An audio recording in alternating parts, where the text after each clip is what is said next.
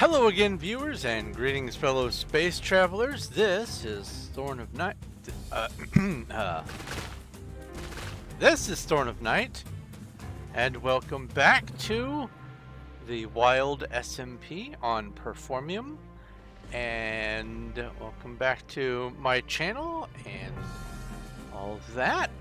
I have plans today to pick up sort of where I left off on the stream 2 days ago.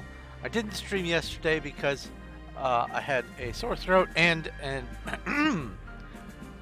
well, don't mess up on me now. I feel better. Anyway, I had a sore throat, and also my dad paid a visit, and I didn't want to disturb him while I was streaming, so I just decided, you know what, I'll take the day, let my throat rest, and here we are. It was more of a dry throat than a sore throat, if anything. But I feel like I'm all better. That little choking aside that just happened.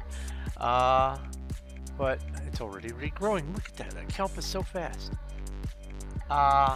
Today, I have a number of farms that I need to deal with. Because if I come up here to the top of this glowberry farm. I almost called it a sugarcane farm. The top of the glowberry farm. Actually, it's one below the top, I believe. Let's see here. Oop. Oop. Yeah, one below the top. And hi, Junebug. Bye, Junebug.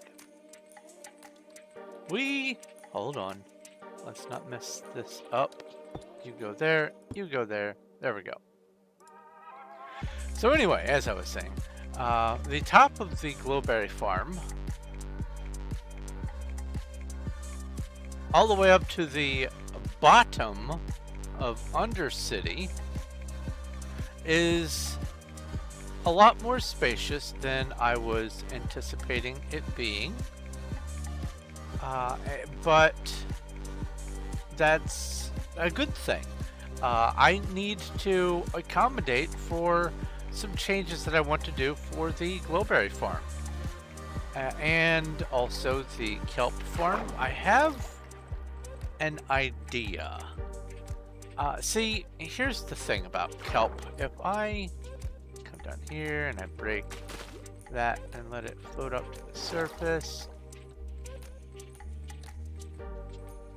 and let it float up to the surface. Did she pick it up? That would be hilarious. Hold on. Let's break these over here. Am I losing my mind?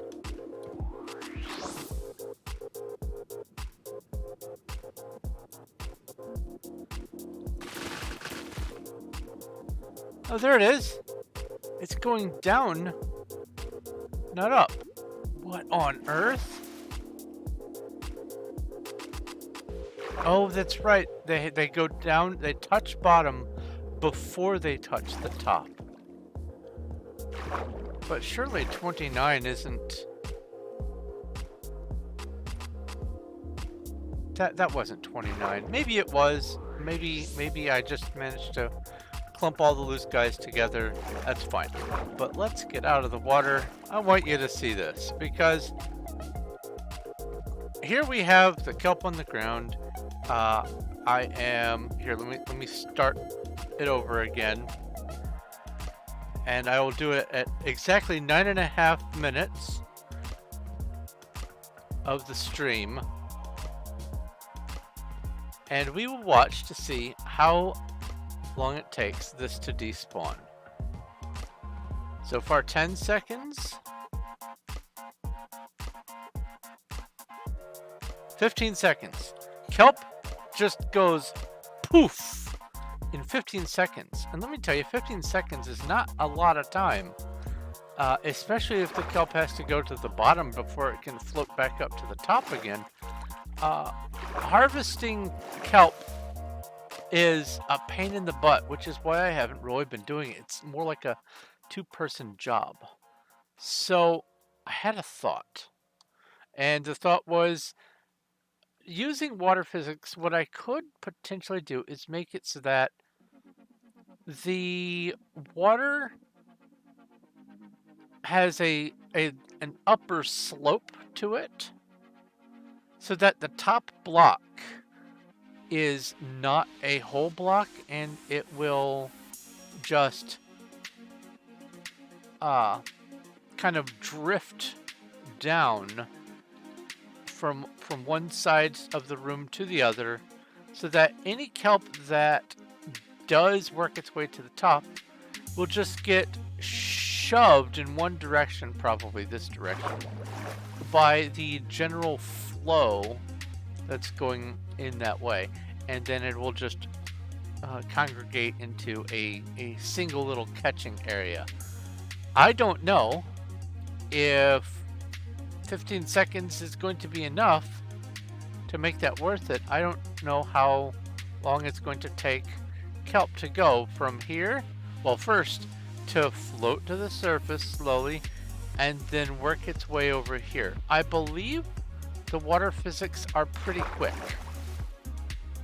and I think that's something to do with the server itself.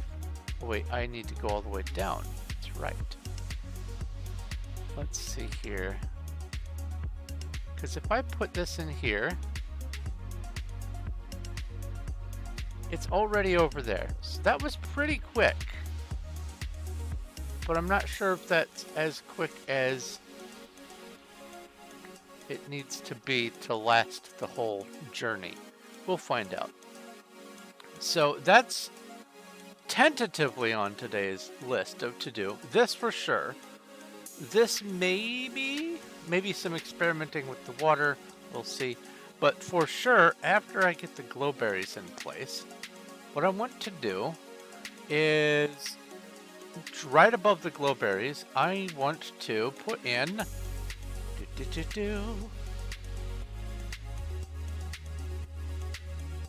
Man, this is still tall. I want to put in the replacement for the copper aging area, and this time I'm going to use wood so that when I over dig, which inevitably is going to happen, I don't accidentally, break the terrain. I'm thinking maybe just use glowstone as the stud and then surround it with wood.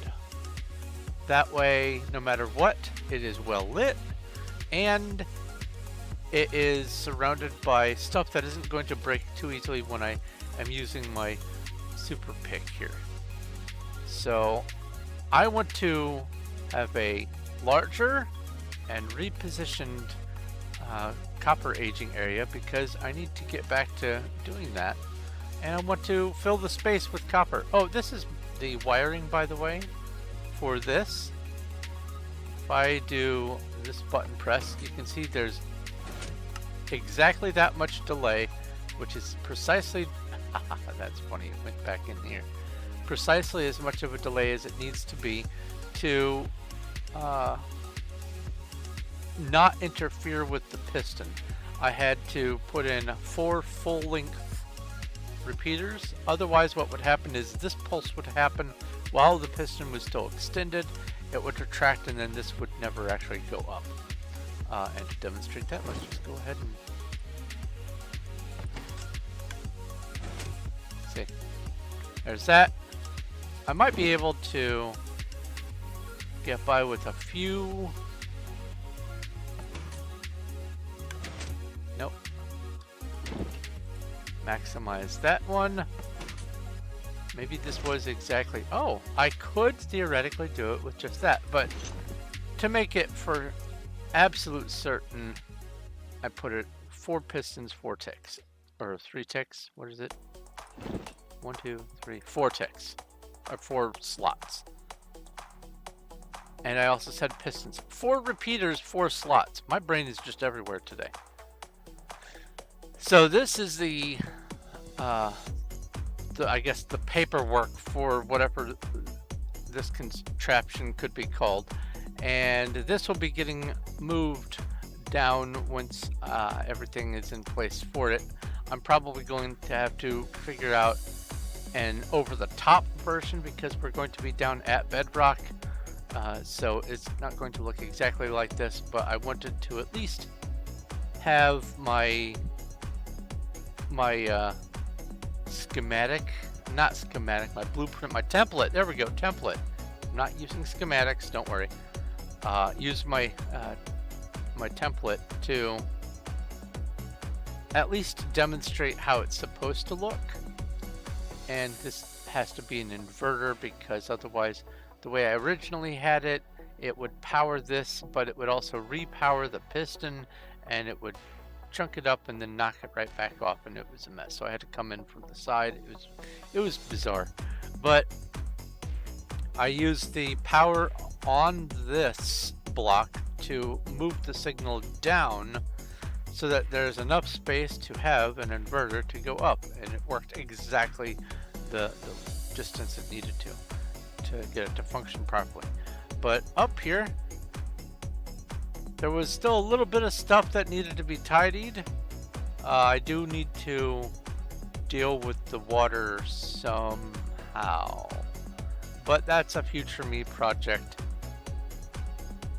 Actually, the water is going to have to be preserved so that when I get the canals in place, that boat can go downward. Also, I want to preserve this until I have it in place. YouTube and Discord didn't give you notifications. Unfortunate. But anyway, this is the new layer. This is the bottom of the Undercity build. And over here is the tunnel. We're gonna have to... I might have to change where the entrance is for coming from above to line up with the tunnel again. Honestly, what I ought to do is figure out what part of the Lordaeron ruins will correspond to the entrance so that I can design around it. Although I'm thinking what I might do is just forego having a tube that goes all the way to the top for my own little personal entrance and just use a /home. That way there isn't just this great big murder hole that people go, oh, what's this? Ah! And go all the way down. So that might have to happen. But anyway, today is going to be a little bit of this. Maybe a little bit of experimentation with this, I don't know. It depends on if I'm in the mood for messing with water physics after I've done water physics for this. Potentially a cactus farm. I could do a cactus farm, maybe have a cactus farm above the kelp, so that the water from that also flows this way. We'll see how it goes.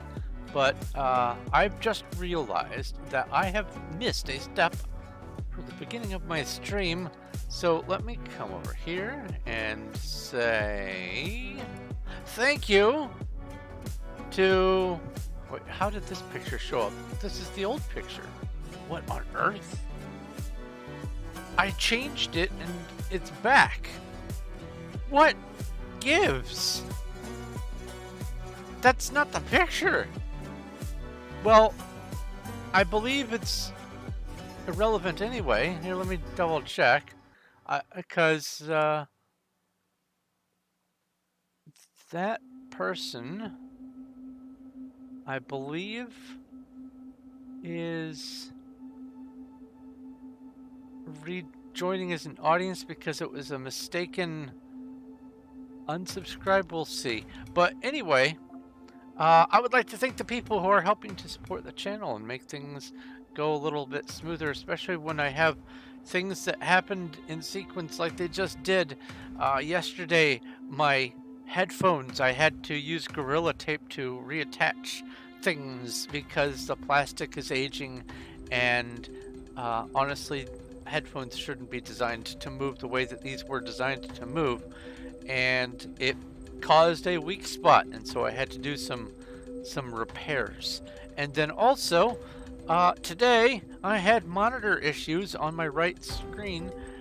It went completely black, but when I shut it off, it had the display for the little bouncing thing that had the box of information saying that the monitor still worked, but there was no signal coming in. So I knew it was displaying, so I had to do some driver changes and some restarts, and it was a whole mess. But in order to give me a little bit of peace of mind that I'm not going to be in the dark when it happens, I have you guys to thank for that little buffer of funds just in case my monitor blacks out or my headphones break or my mouse dies or whatever. So absolutely, thank you all ever so very much for helping to support the channel. Elmaze11, Zogma, Infinium, Sean, I will re-include Robert Kemp, Little Cuddles, and X-Blaze Ninja Zero.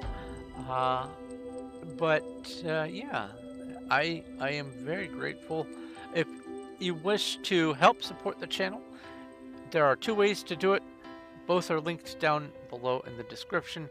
You can either just do a one-time tip through Streamlabs, or you can do a more ongoing thing through Patreon at like, $1 a month, whatever. I will give you a shout out, and also there are some rewards for the different tiers for Patreon. Still need to stop dragging my feet and hammer all the details of that out. I honestly don't know what I'm going to be doing with all those tiers though. And some of them are probably never going to get used anyway. Let's be honest. If someone's going to be paying $100 a month, then my goodness, I've got some very wonderful audience. But that aside, let's move this. Let's minimize that. Hide that again. And I really want to see. Did it revert? No, it didn't revert. It's supposed to be taking from this. That is so weird. It's taking from some sort of synchronized online image? That's so bizarre.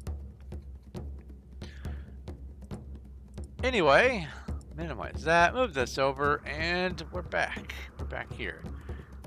So what my plan is for this is I have down here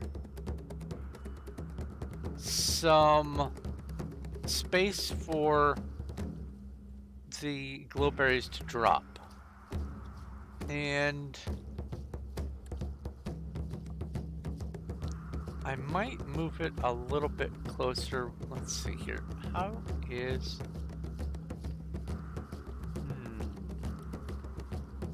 might move it to here.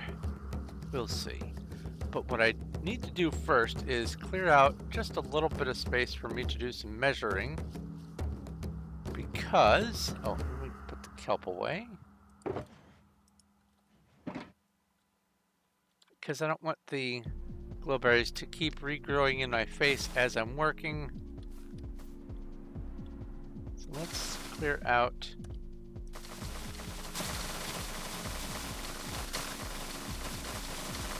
one row. Now the plan is I'm gonna have some water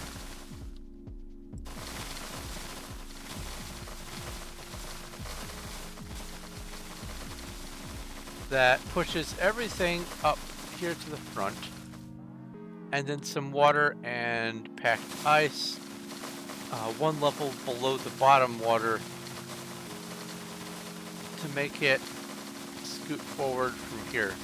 However, I was thinking, because of the behavior of pushing items through water across packed ice, I may not need to do the steps like I was thinking. Here's what I mean. I was originally going to have, where's my, there we go. Yep. First try. Put this in here.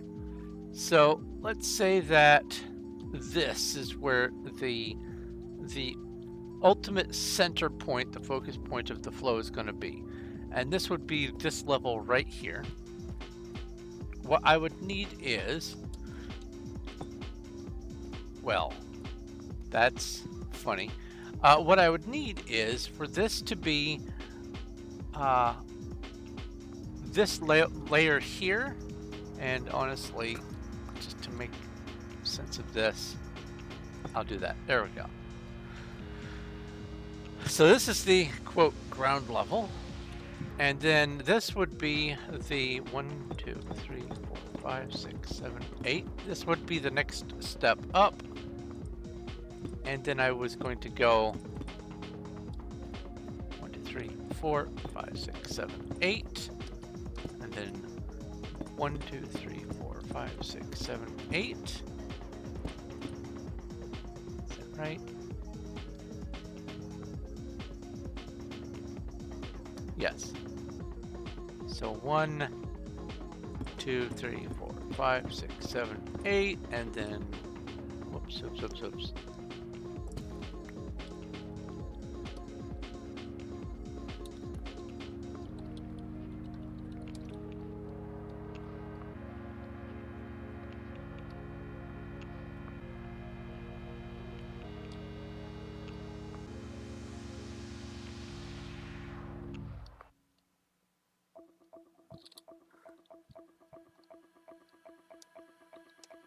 There.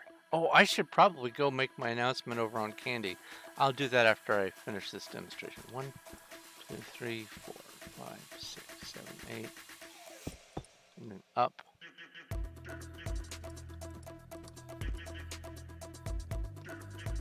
One, 2, 3, 4, 5, 6, 7, 8, and then up 1.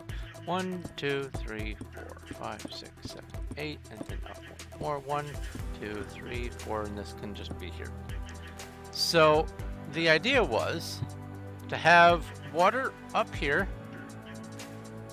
one continuous line of source blocks, and have that water flow down here into this layer, which would then keep pushing it down this way.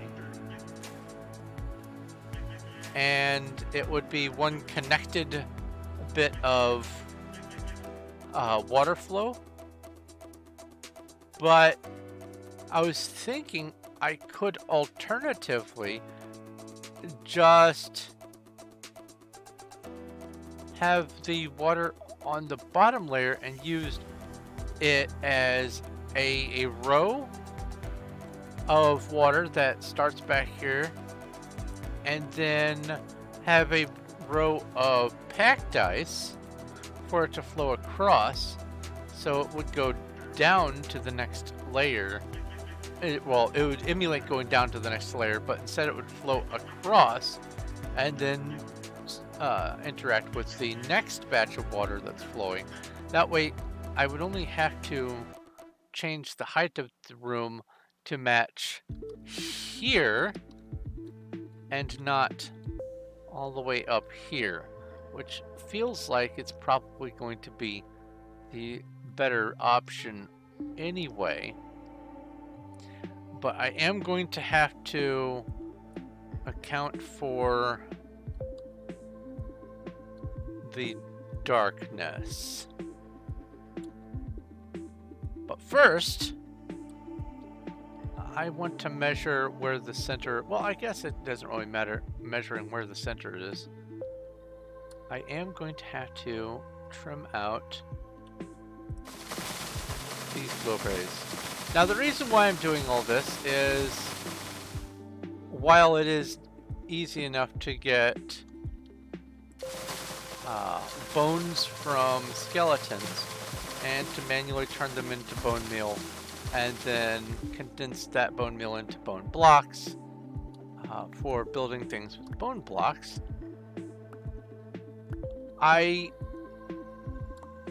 could also just keep doing what I've been doing, and that is harvesting glowberries,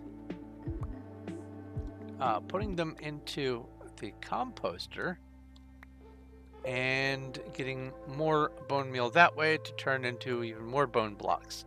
And this way I get some herbalism. If you look at my top of my screen, it says I'm level 1214 in herbalism. I've been doing this a little bit. I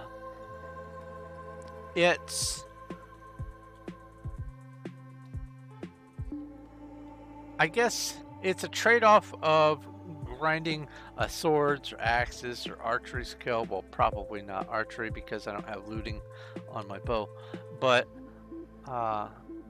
using swords or axes on an enemy, getting the drops that way, and getting the swords or axes skill versus getting the herbalism skill. Now, there is the added bonus of this produces an interesting block that can be included in some more builds, but I don't really want to overdo it with glowberries, especially because they will grow to whatever they want to grow to, and the average long length is 17, which is why I have this at 17 tall. So it's the trade-off between herbalism and combat skill ultimately, but either way, today I want to do some work to get this in place so that I don't have to worry about breaking glowstone or glowberries and trying to gather them up before they despawn. I can just break them and let the water carry everything down here on its own. So what I'm going to do is, first things first, do the experiment with the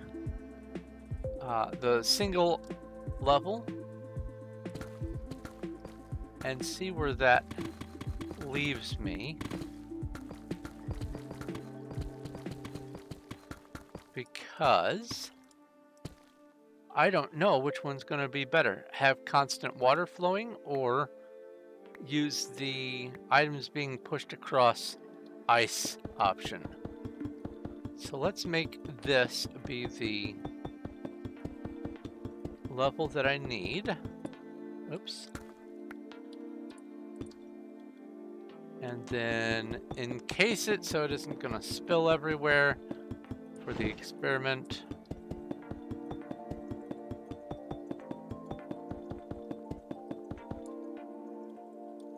And I do have some more. Good.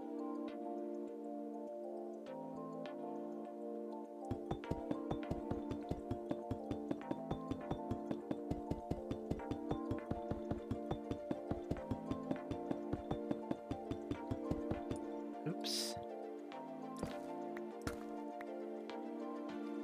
Now, that's another concern. Let's see here. Ender chest, water.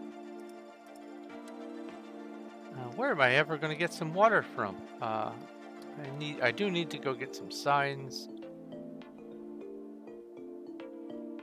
And I still have some here from previous project. Oh, I also need some packed ice. Going up. Oh, wrong floor. Can't use regular ice because that will melt in the light. Oh, what am I doing? So I'll be using packed ice. It's funny, it takes 9 regular ice to make a packed ice, and it takes 9 packed ice to make a blue ice. So this block right here represents 81 of this block. Double compression. Gotta love it.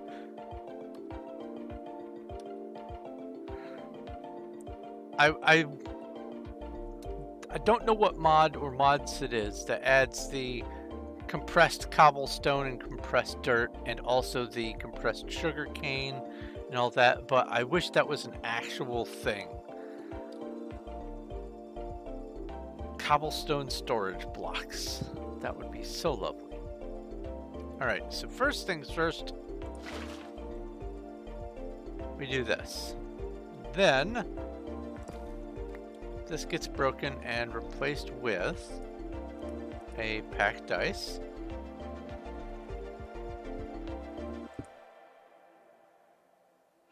And I will need a sign here, that's right, because the next thing of water will want to go this way also. So sign, and then get some water. Yeah, I think that works.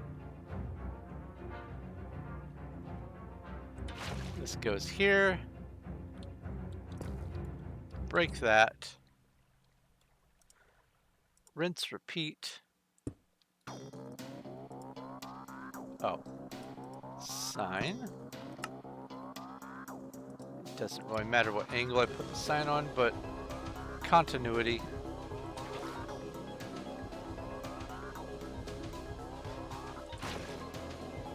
Do this. Break this. Swap that out. Put that in here. Sign. Get more water again.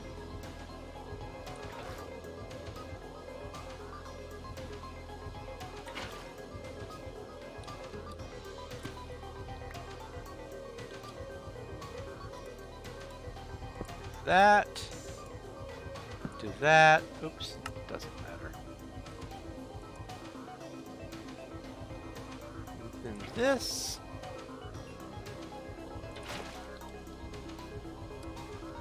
Break this one. And this in. Put the sign in. Now, this last one's going to be different, because if I put water here, it's going to go 1, 2, 3, 4, 5, 6, 7. It'll spill over the edge and it'll just keep going. I don't want that, so I'm going to change this to another packed ice and put a sign here. And then that. There we go. So I want to see how much time it's going to take for something to migrate the entire distance. So water goes in. Oh, that's pretty fast.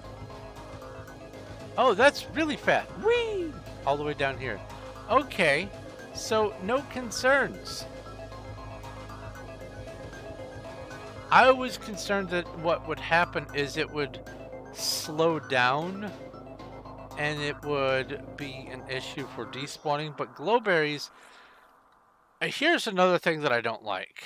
So the glowberries, or the kelp vanished after 15 seconds, but the glowberries are a completely different creature. I don't know what the exact amount of time is, but I'm gonna bet it's at least a minute. So I'm gonna drop that there and wait 15 seconds. And I know that this is very riveting, but I want to see. So that's 15 seconds right there. The kelp would have been gone by now. And we're still going. We are at 30 seconds. It might be a full 2 minutes for all I know. I don't like just standing here not moving, but I want to see, I want to measure, because that's 45 seconds right there.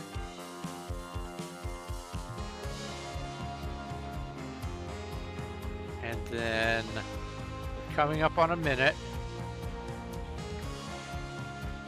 That's a minute right there. So they last longer than a minute for sure.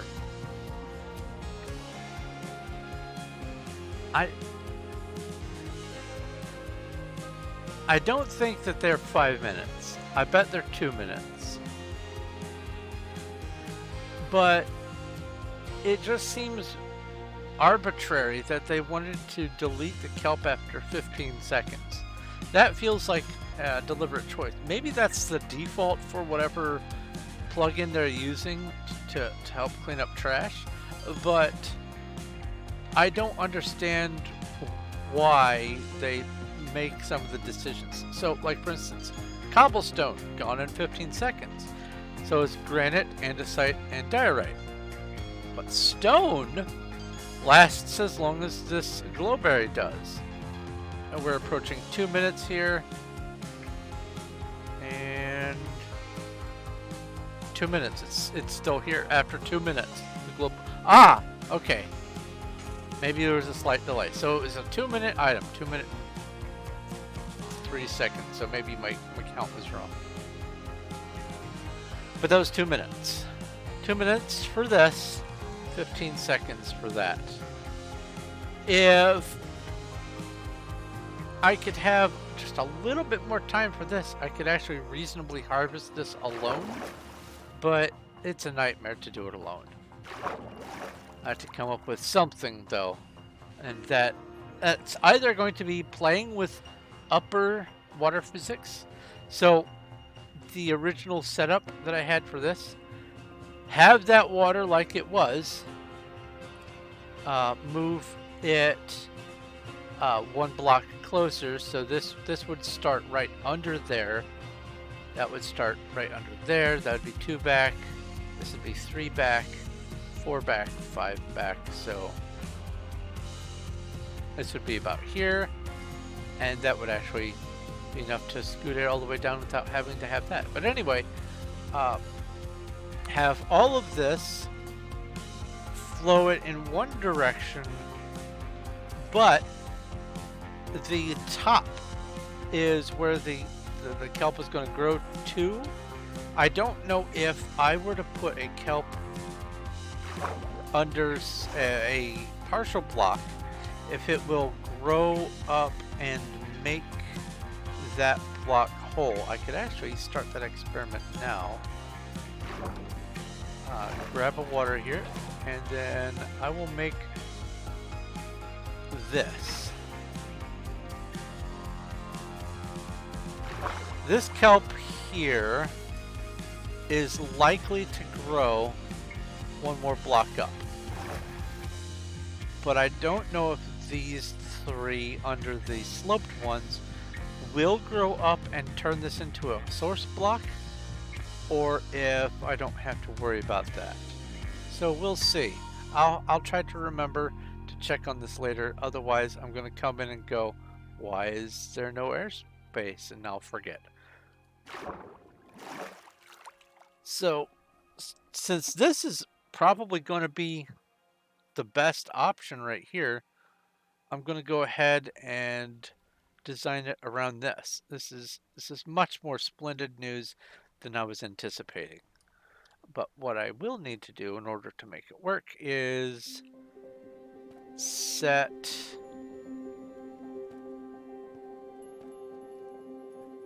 this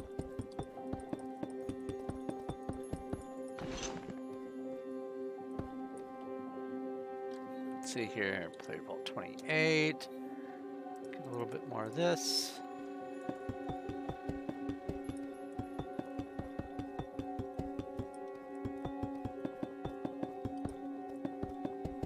Oh, it just occurred to me, this is probably going to be packed ice. Let's see here.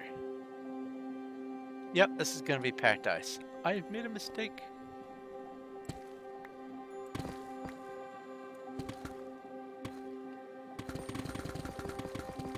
I love this pick.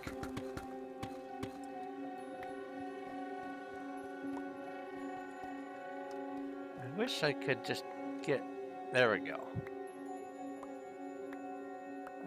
Have a single button that'll allow me to hover just a pixel above the ground so I don't have to finagle it. But anyway, let's put this in place. All packed ice all the time. I don't think mobs can spawn on packed ice. I hope not.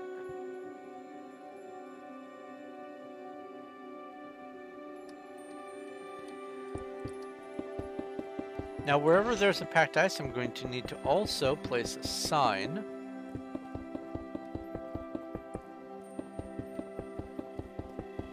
That way items can pass through. I'll deal with this eventually, but for right now, I will just do this number here. And then this in place.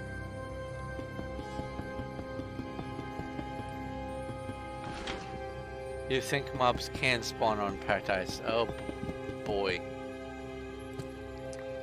Well, if the sign is there, I hope it, with the sign being in place, it will prevent that. I know sugarcane doesn't prevent mobs from spawning on a solid block. I get all kinds of critters living up in my sugarcane. What other building blocks? Stone? There's some stone.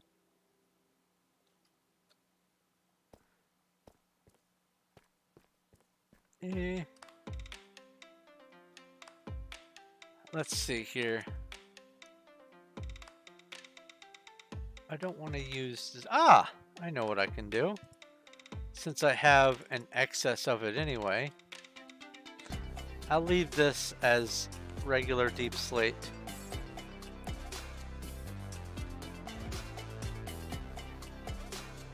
Come over here to my overflow section. And I'll get some cobbled deep slate and turn it into slabs.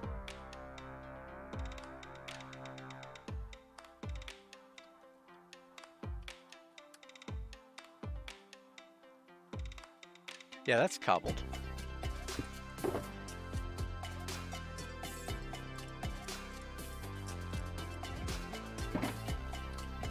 Stone cutter. I believe yields better.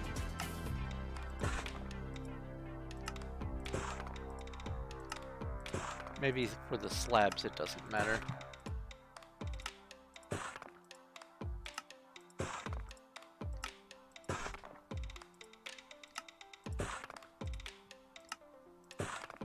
There we go. That's plenty. And I can just do this. Oh, come on you.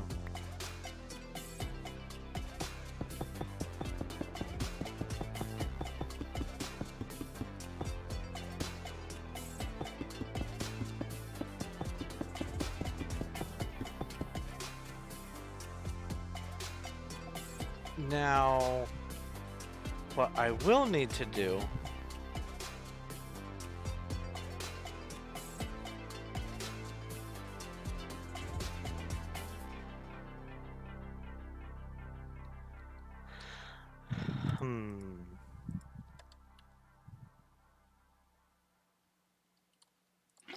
give me that.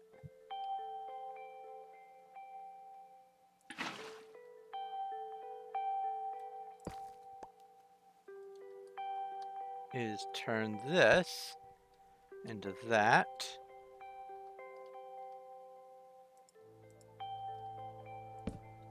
Sign here.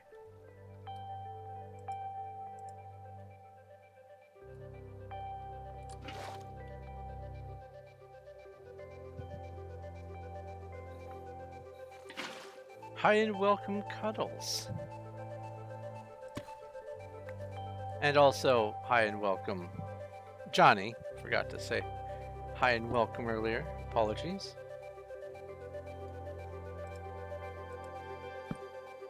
Had a full brain when I started.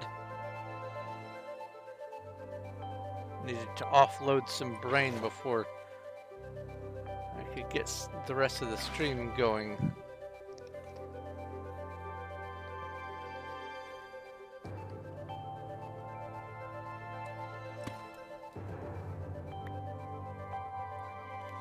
But yeah, I get mobs spawning down here all the time. Oh, you asked before, Cuddles. She's okay. Junebug is fine.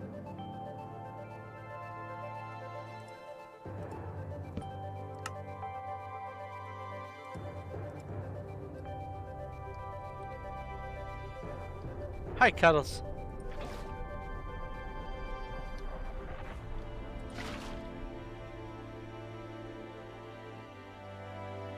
I could just put some light. You know what? I could do...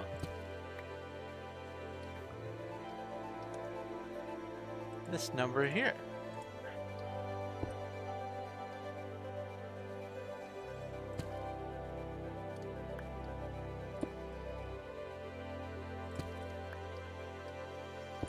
That way I don't even have to worry about it.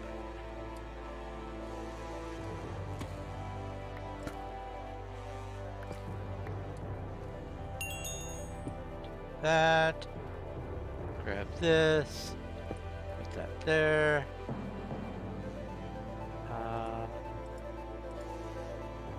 Here's your sign.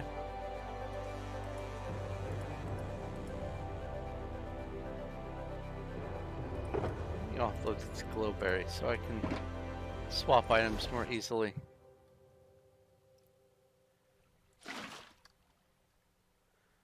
And then I'll figure, as I get closer to the middle, I'll figure out exactly where the drop point needs to be. But for right now, I'll just do this.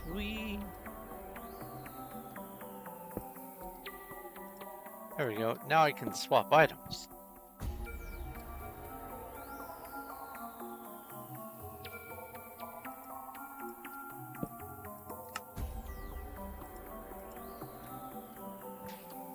For right now, I'll go ahead and put this in just to see where this goes to.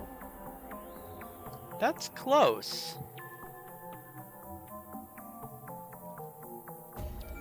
Honestly, this might be the actual center. Wait, no. There won't be a single block center, and here's why. A chunk is 16 by 16. And these are measured by chunks. This is 7 chunks across. Even though it's an odd number of chunks, the central chunk is still going to be 16 blocks. So either the other water is going to be here. Oh, we'll have to see. We'll have to see. Does me no good to do guessing.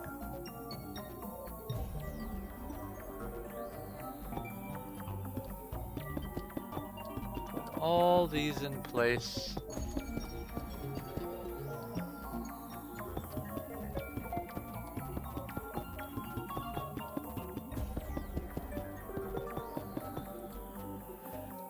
So, I don't know if you read my descriptions for these videos, but doing this task, moving the storage down, moving the warehouse, or not the warehouse, the workshop, moving that over, doing all of this busy work, I have been dreading and dreading and dreading it. And so I like to use the streams to knock out the projects that I am dreading doing so that I am forced to have to come up with a solution. It may not be the best solution, but it is a solution, and it can at the very least tell me if I need to do more planning for a task or if I can just put something together.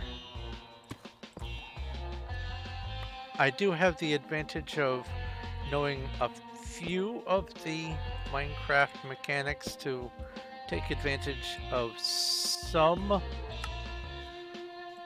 of the features, but I don't know all of the features since 1.11, 1.12. You can just go back to digging. There's really nothing to do in here. Well, actually, no. Hold on. Hey, Cuddles, would you please harvest all of the glowberries? And I mean all of them. The top one included. Because I'm going to need to raise the roof. Whoop, whoop.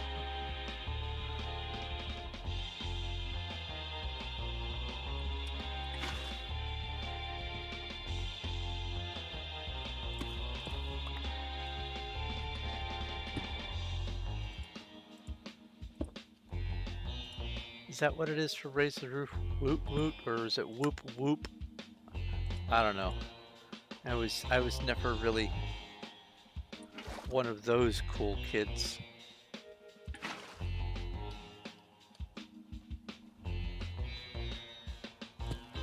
Yeah, don't leave any glow behind. We're just gonna have to replant from scratch.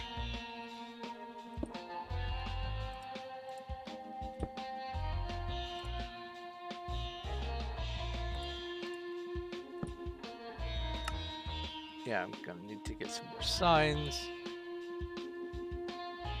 That's not a problem. I don't have a deficit of wood.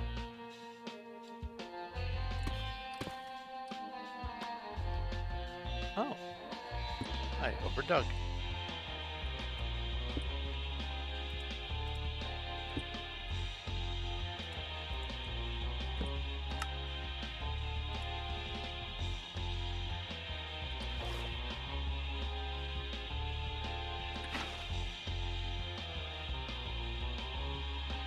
Yeah, this is definitely... This would be the center right here.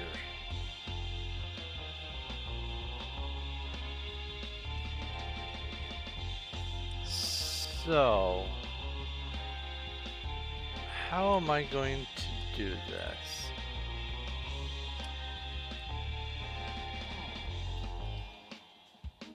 Oops. I could do 2 blocks.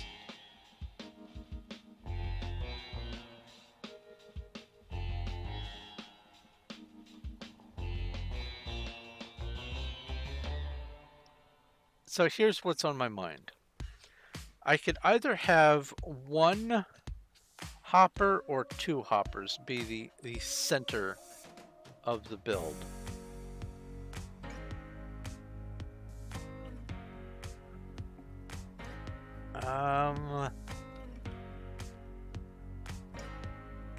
Well, let me get some more signs.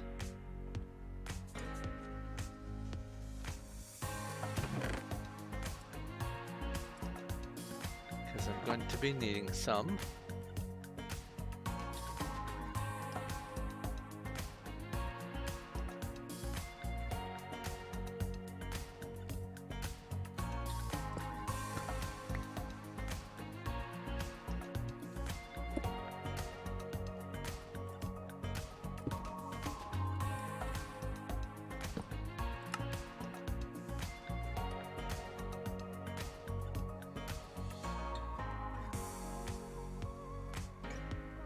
How best?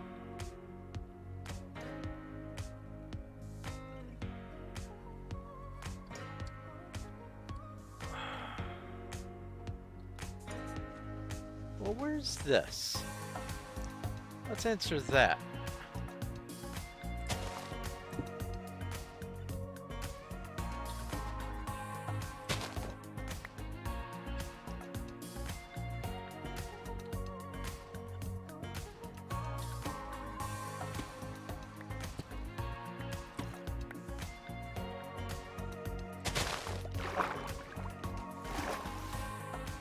Ah, right.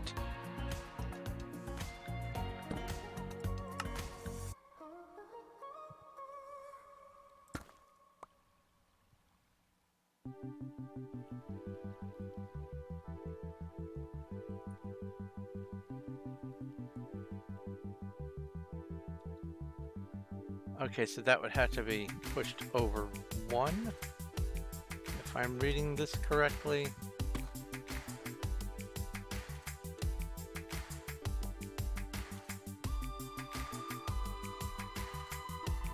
Yes.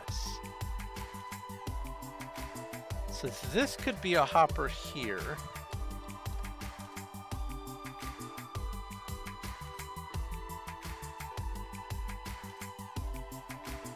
And then this would be the second hopper there.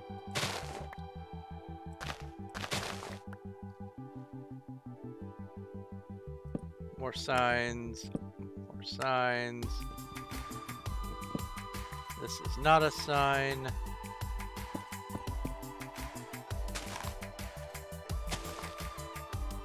And then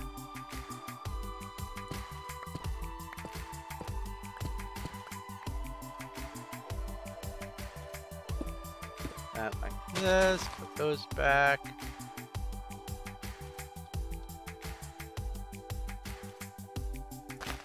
Feels so wrong to break all the glowberries.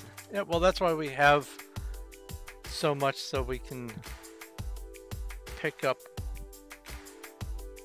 the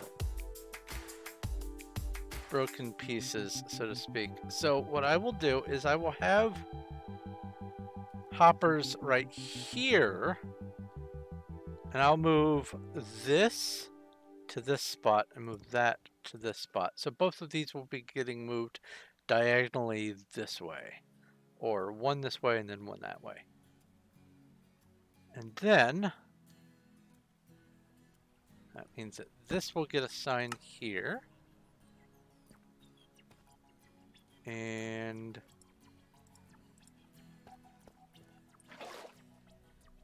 whoa. Water there.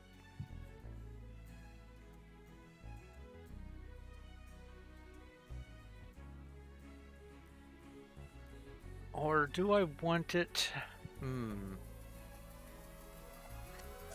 No, I guess it doesn't matter whether the water stops there or there. I just don't want there to be a collision event. Because I don't know how it'll behave. Well, let's see how it's going to behave. Actually, let's find out.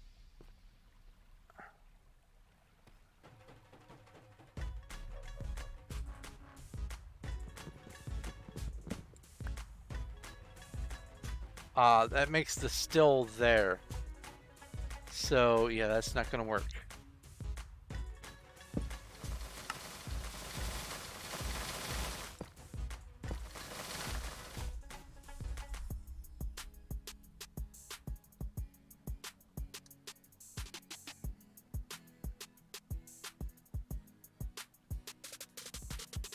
And then this can just be left as is, because as we do the sugar cane, when we do the sugar cane, we're flying anyway, so we're not going to accidentally fall in the hole. And if any of the sugar cane falls in, oh no, it's more compost.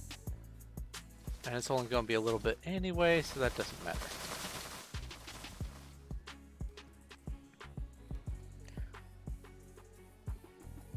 Bye, glowberries!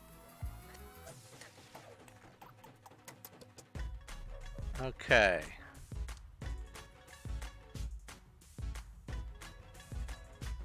This I can probably just put up another bit of wall. Yep, this'll work. It'll have to work.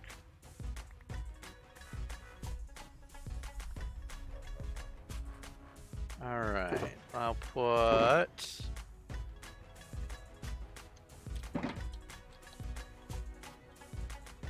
28.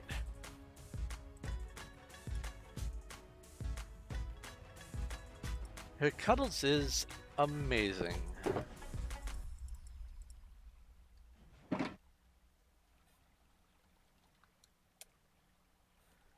Don't need these. I will probably need more of that. Don't need the grass blocks. Don't need the deep slate. Okay. So let's move this bottom contraption over. Oh.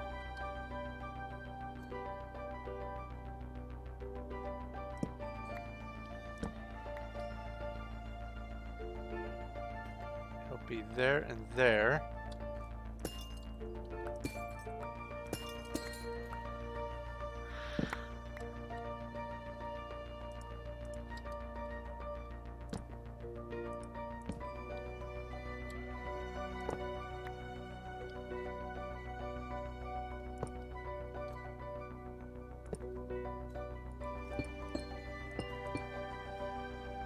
Then put that there. I said here, please. Boop, boop. Compost. Hoppers again. Chests. Oops.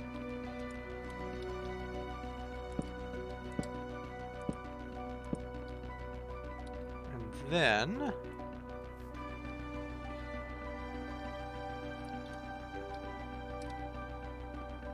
grab 2 hoppers from here, like so. And that light should be enough to keep things from spawning on the hoppers. I think we're good. So the next thing is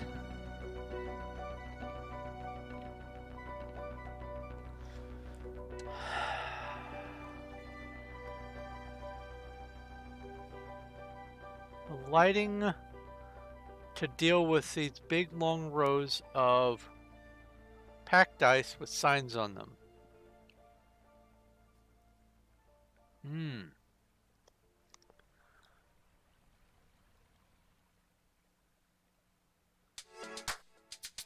I don't know the best way to deal with this. Obviously, light doesn't go through packed ice.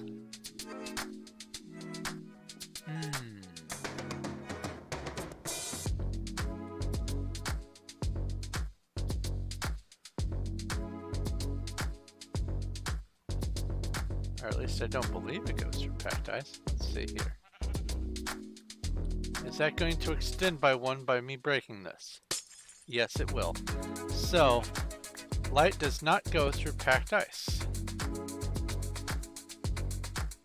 Halo 3 confirmed.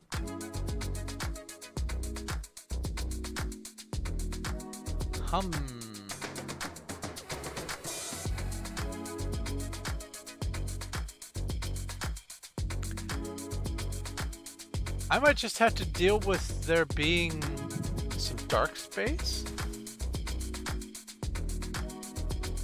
Or what I could do, that's a thought, is just above here, 2, 3, 4, 5, just above these 5 rows, have like intermittent light above it. So not covering the entire thing. I wouldn't want to interfere with the glowberries, but we, as you can see what she's doing, we hover near the ceiling and break it from the top down. And she probably just went up 2 levels by breaking all this, 2 or 3 levels.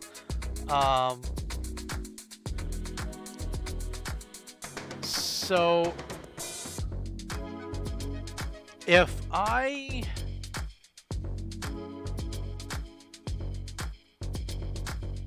have some light at, say, this level, not even a whole row, just like one every, I don't know, 10 blocks or something, that should be enough to prevent the mobs from spawning on the ice. Because I don't want hostile mobs inside my farm. That would be the worst thing for Junebug ever.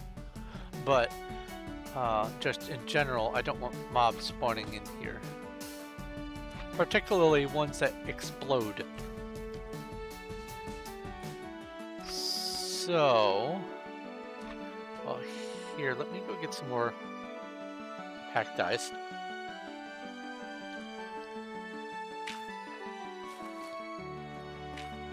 Come on, let me fly. I just heard the composter doing its job already. That's great. I have a cat hair in my mouth. That's just wonderful.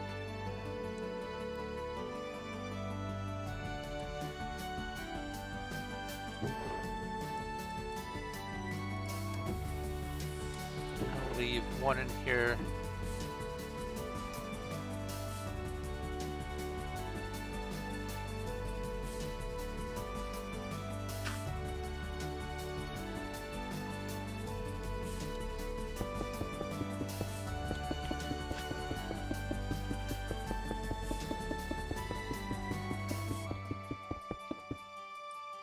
And no, you don't need to make her a cage if you don't want. So let's see here. Oh, ice. Let's watch for the... Over here, under the chat, it says the light here. Let me hit F. Well, no, F1 won't do it. Over here on the left, there's some paragraphs of stuff for the F3 overlay.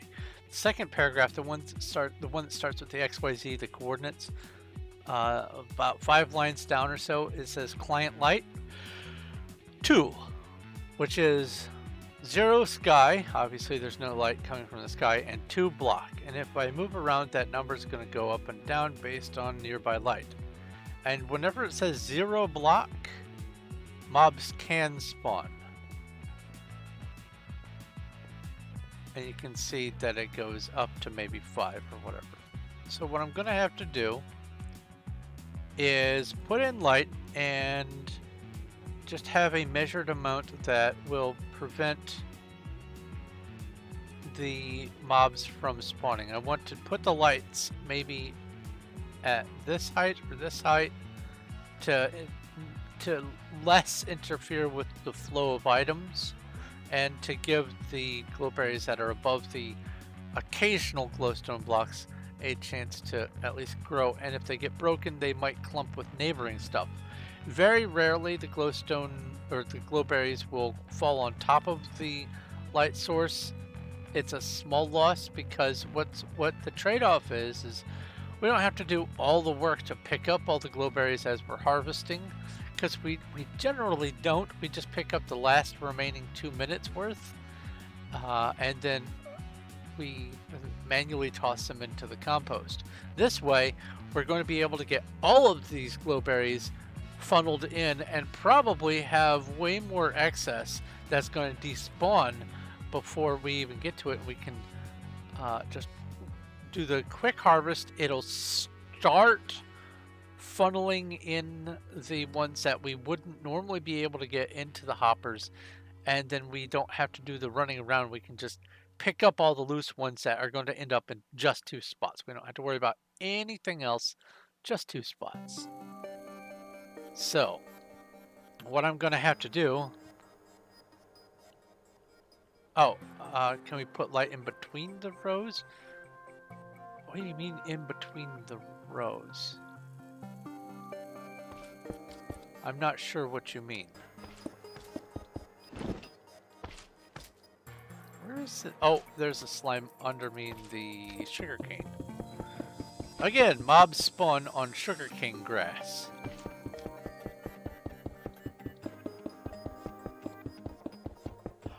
Oh wait, I see what you mean. In between, see, this is why I love Cuddles. She is thinking 1 step ahead.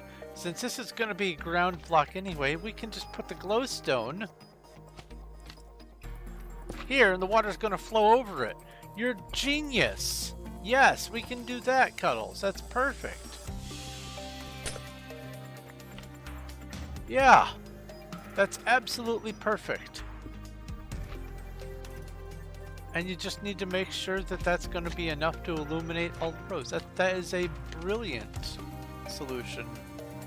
And I was either over or under thinking. And here's Cuddles coming in with the outside perspective. That's what a second pair of eyes is good for.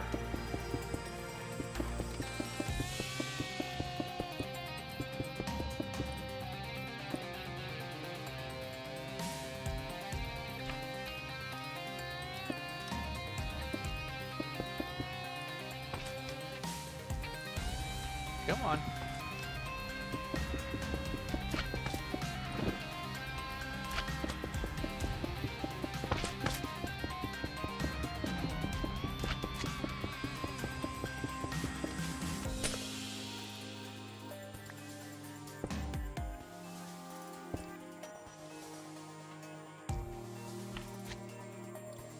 No!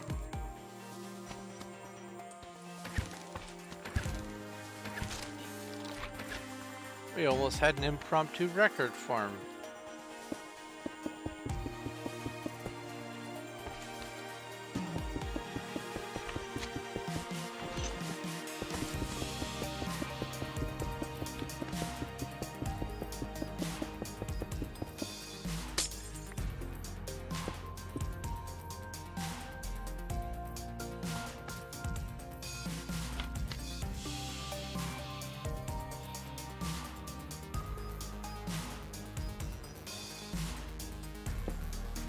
Yeah, Cuddles, if you want to help with the in-between glowstoning, that would be great. That would be great! Tony the Tiger.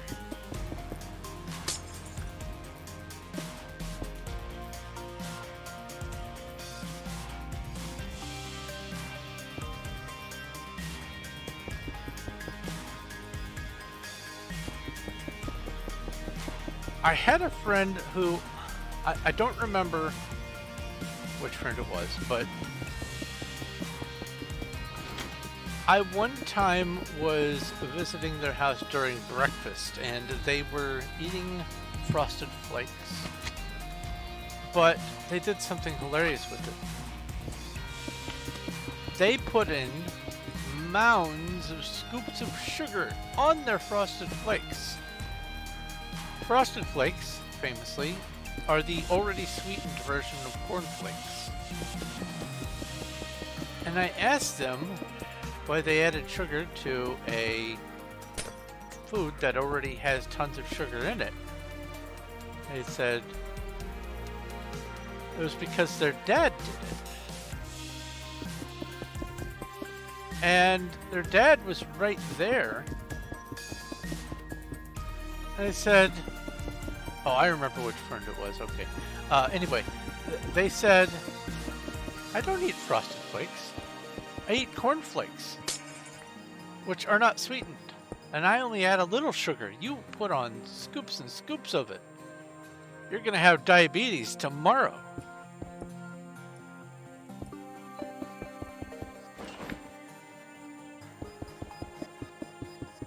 Let's start. Oh, because I said they're great. Anyway, so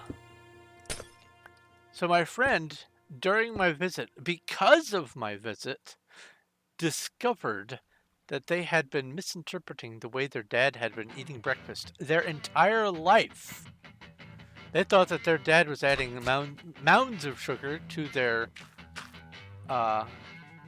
Frosted Flakes, but it turns out it was just a little sprinkling of sugar to their Corn Flakes.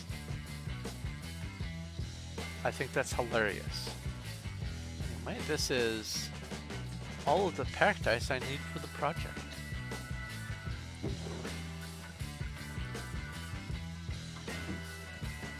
Now I need to make some signs. Because I don't think I have overflow signs.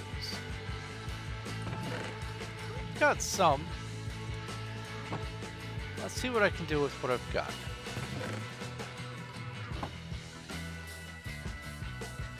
Let's see here. I used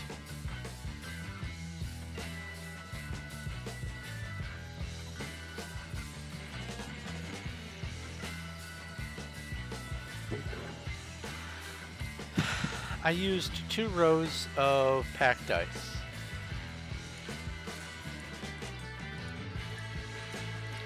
So by that reasoning,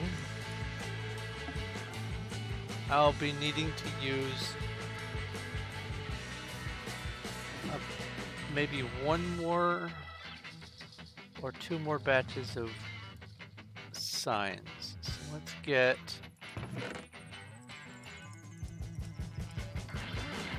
6 planks.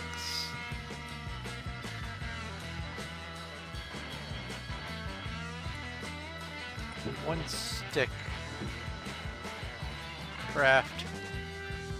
Sign and... oh. Right.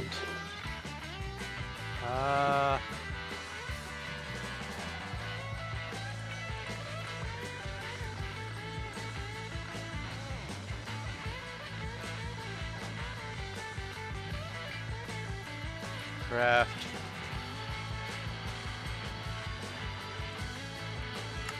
That. There we go. Now I used all the items. That'll be plenty of signs. Now I just need to place 2 rows of signs. Oh, it's gonna be more than that. It's gonna be 4 times. Oh, I'm gonna have to make way more signs. Because these only stack, for whatever silly reason, signs only stack to 16. I will never understand the arbitrary reasons for signs being 16 and ender pearls being 16. What else? What else is 16? I mean, it used to be that all food items were limited to 1 per stack, and you couldn't shift click, and it was a whole other world back then. But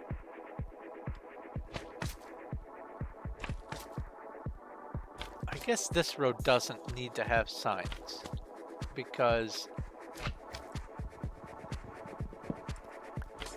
oh, it does. It does need signs. It does need signs. I've made a terrible mistake.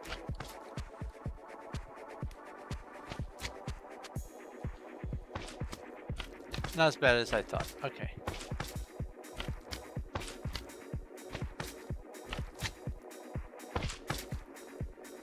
Here. Noisy. Go away. Go play in traffic. I don't even see where you are. Hold on. F3 and B. I see you. Now that is part of the game. It is not cheating.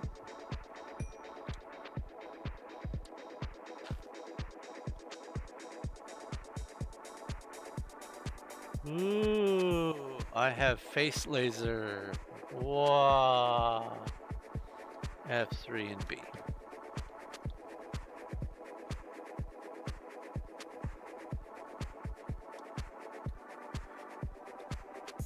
So yeah, I just need to put signs on all of this. Actually,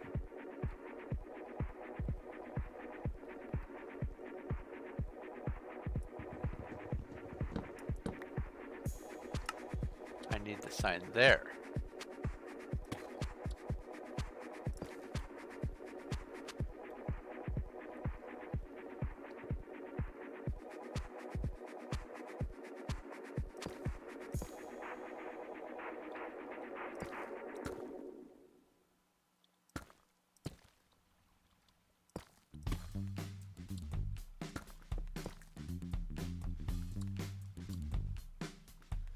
Now, the signs don't need to be put anywhere where the water is. The ice doesn't need to be put anywhere where the water is because the water is doing its own job. It's just this one single strip that's important. I'm also banking on the fact that while some of the glowberries will try to land on the packed ice, the averages will try to land in the water.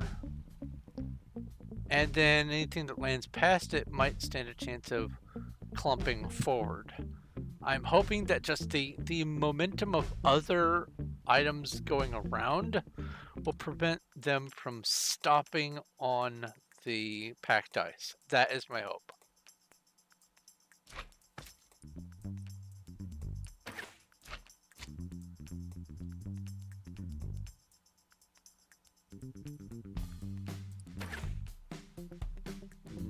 Nailed it. Okay.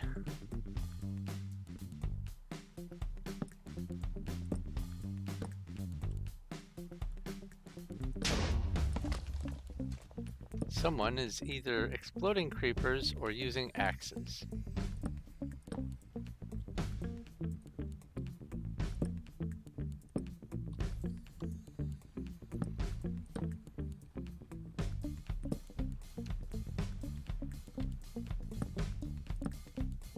And by someone, I mean Cuddles.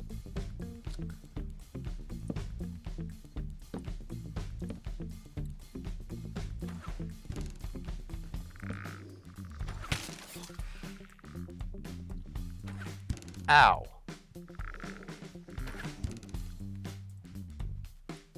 Stop it.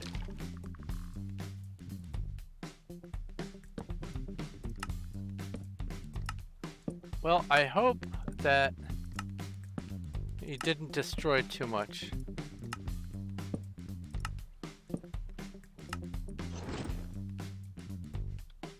Did it leave a hole?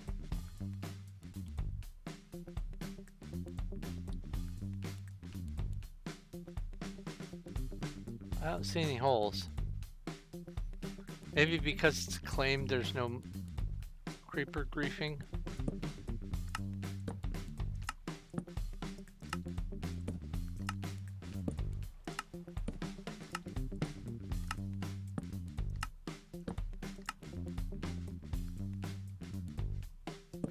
Oh, that's lovely.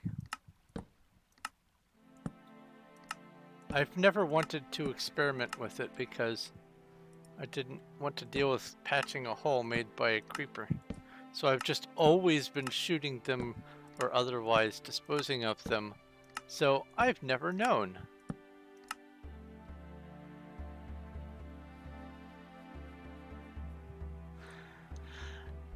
Okay.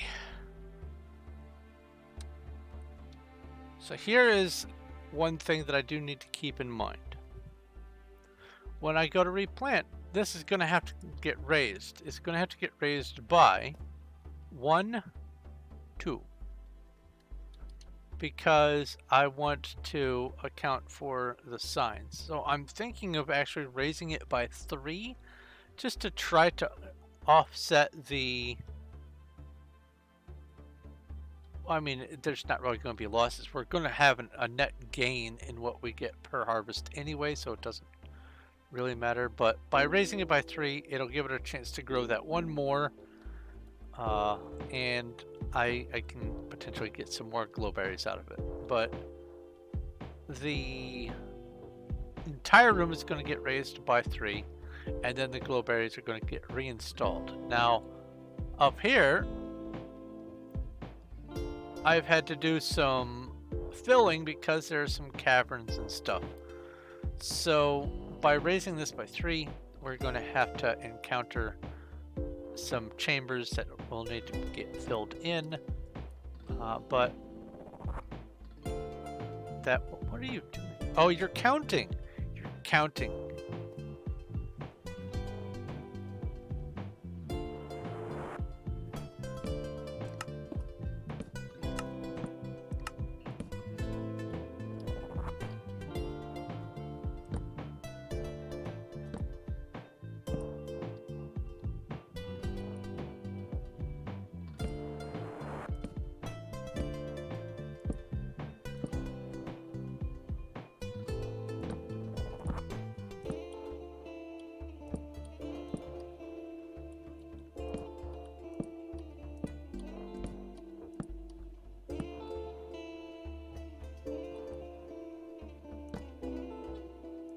I have no idea what's going on in chat.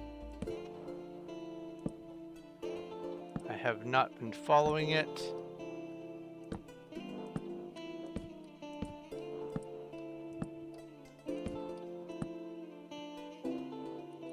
I never went over to Candy to announce my stream. That's all right.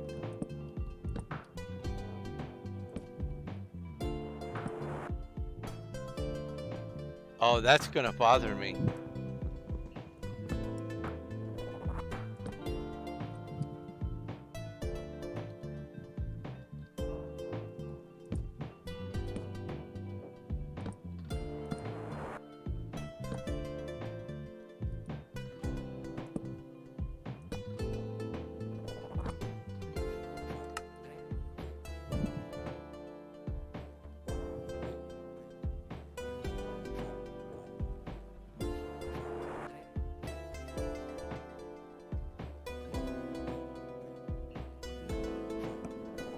Honestly, this worked out pretty nice.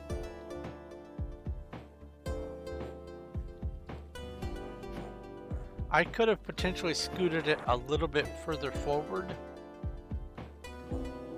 but if I did, then this central point, which is, this is my, one of my spawn points, my set homes. Oh! She's activated an Enderman. Nice.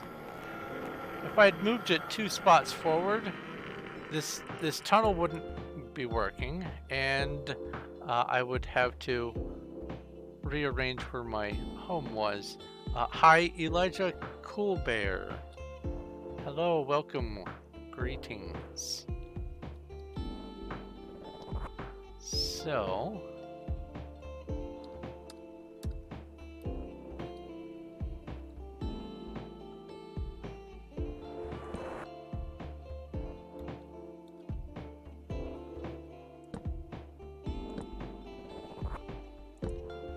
Oh, back on the subject of the friend with the mounds of sugar on their frosted flakes. Apparently, my pointing that out did have a positive effect on his general food health. He said that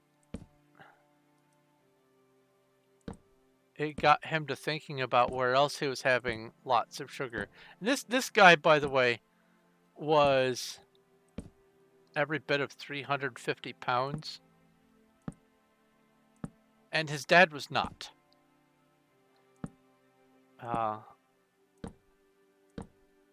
And then a lot of time went by. I didn't have an opportunity to hang out with him after being without a car for a while, and then after that I started basically staying more local, and I just kind of lost track. Thank you for subscribing, Elijah Coolbear. But he looked at where else in his life he was consuming extra sugar without thinking about it, and he switched to not just diet soda, but he switched to replacing soda with tea. He went sugarless tea.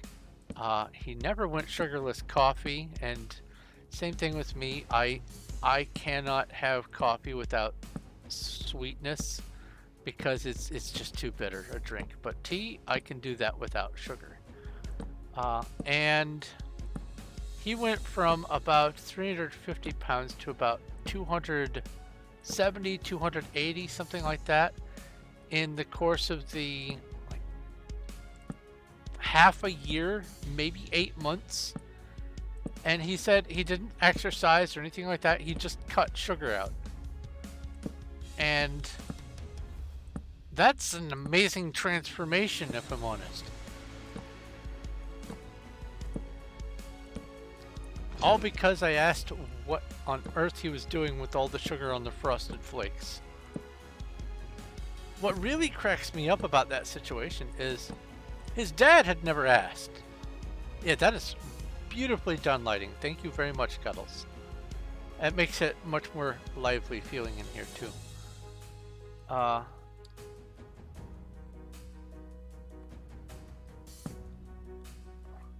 have yet to meet a coffee that I am okay with not adding at least a little sugar to, because even when you add creamer to cut some of that bitterness, or powder creamer or whatever, it's still a bitter drink. And some people add salt to their coffee, some people add salt to their licorice. These people are monsters.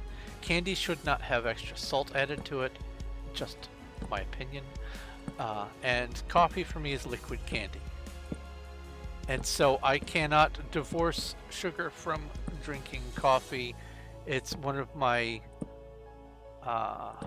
my occasional treat drinks. But anyway, yeah, they lost so much weight just from cutting out sugar in their drinks and other places in their diet, all because I asked them, and their dad had never had the thought to say, "Hey, what you doing? Why are you putting sugar on your Frosted Flakes?" They were just doing it, and it was the norm for their whole life, so never occurred to ask. And then all of a sudden, I show up one day, and I just happened to be there during breakfast time, and I ask one question, and it made him lose like 80 or 90 pounds in half a year. That's amazing.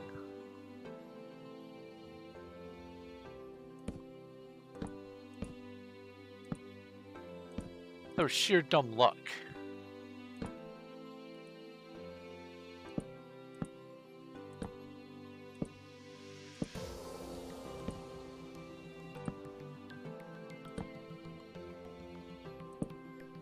Now, I do not hang out with that friend anymore because they have moved across country, and the only contact that I had with them used to be through Facebook, and I stopped using Facebook before I started doing YouTube. So I stopped using Facebook around, oh no, I had used a little bit of Facebook back when I started YouTube, so maybe I stopped Facebook in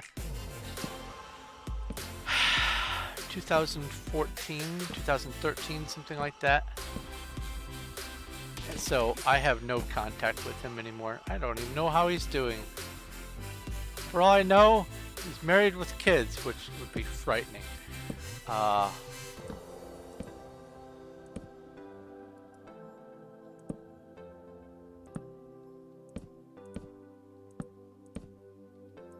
But it gets me to wondering, how many other people have I had a noticeable transformative effect on just by asking a question? Just an honest, I want to know information question.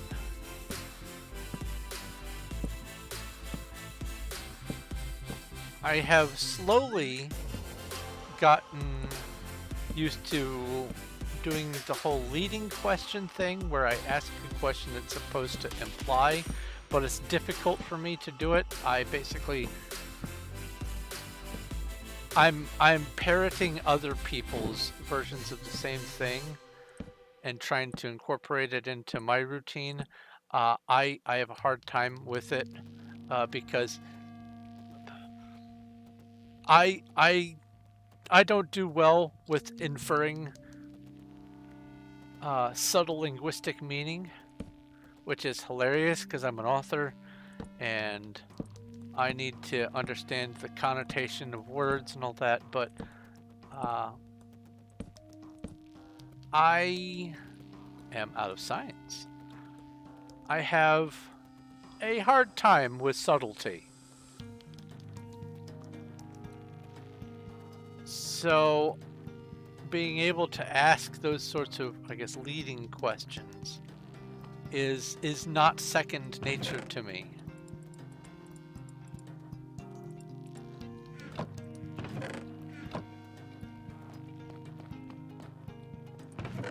Oh, what am I doing?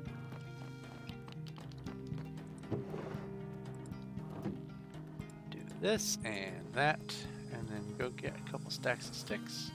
Stick stacks. Paddywhack. Give the frog alone. Craft.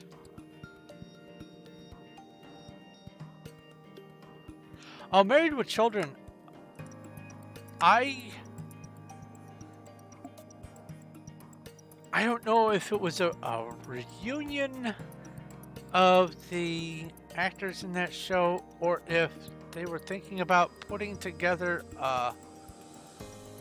a spin-off in the same universe or whatever, but I saw mention of them recently, air quotes, and I don't remember the context of the mentioning.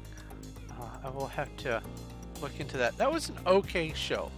It was very reflective of the opinions of the time, and a lot of the humor wouldn't probably fly all that well right now, but it, like so many sitcoms of that period, did try to cover the big topics and do it. They did it despite being a semi-raunchy show. They did try to cover the topics as tastefully as the show could manage, and I did appreciate the way that the actors approached some of the subjects. Some of them were, like I said, very reflective of the opinions of the time, and so it's hard to break out of a mold of, well, I was raised this way, and so that's how I believe. I get that. And for the people who do try to change their outlook on culture and life and all that kind of stuff, hats off. It is not easy to change habits. But Married with Children was an okay show. On the other end of the spectrum, what was this show? Oh, this show is called Roseanne, named after the actress Roseanne Barr. Anyway, the series there was a lot less raunchy generally. It still tried to sometimes cover some of the hot button topics, but it turns out that the actors, especially Roseanne herself, had some darker opinions of life and people in general, specifically certain kinds of people. Oh, it's crooked again. So, oddly enough, I would say, looking back, I would say Married with Children was, as a whole, more wholesome than Roseanne was. And that feels weird to say.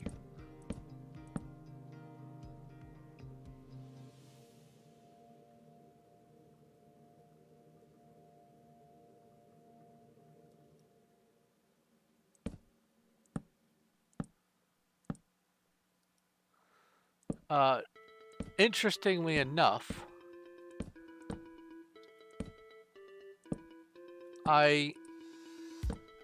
because of hanging out with people in the theater department at my college,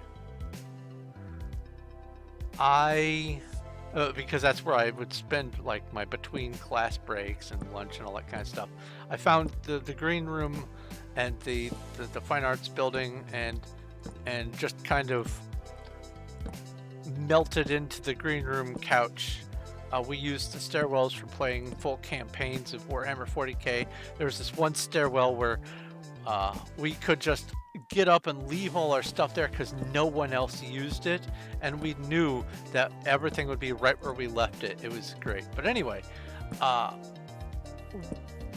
the circumstance that I'm leading toward, because of knowing the people in the from the green room and in the acting classes and all that, I was introduced to John Goodman, and he's very much one of those, or at least at the time, grip your hand so hard it hurts kind of jerk kind of guys. But on top of that, he also had some less than wholesome opinions of certain people, and was not shy about it. I have low opinion of John Goodman based on my experience that I had with him 25 years ago. But people can change. I'm not saying he's still like that, but like I said, it is hard to change habits.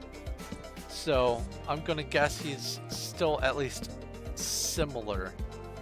And he was mild compared to how the actress Roseanne behaved, oddly enough.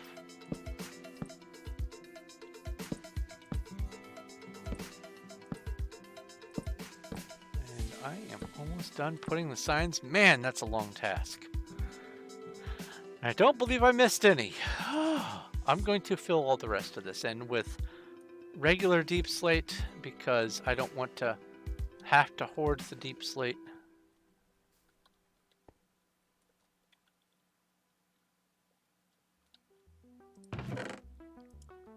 Signs can go in here. I need signs for some of this. I still need to put the directions in.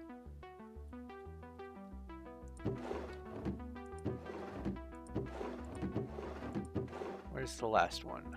That'll do. That'll do, pig. Let's go player vault 28. No, actually, let's go player vault 1. No, inner chest. I'll just put you guys in here because you live there.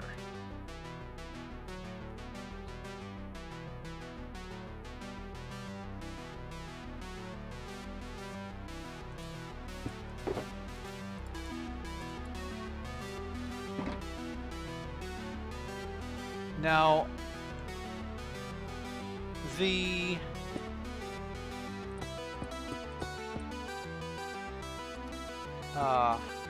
reason I'm doing deep slate is because while I could turn deep slate into cobbled deep slate, I would have to place it and then break it again. This deep slate is already broken. So it is better for me to just use these as building blocks than to place them and re-break them. If I need cobbled deep slate, I can just go break natural deep slate and get 2 cobbled deep slate per break for my efforts. So this is a perfect opportunity for me to use up my supply of raw deep slate as a filler block, and it will still match the environment. Okay.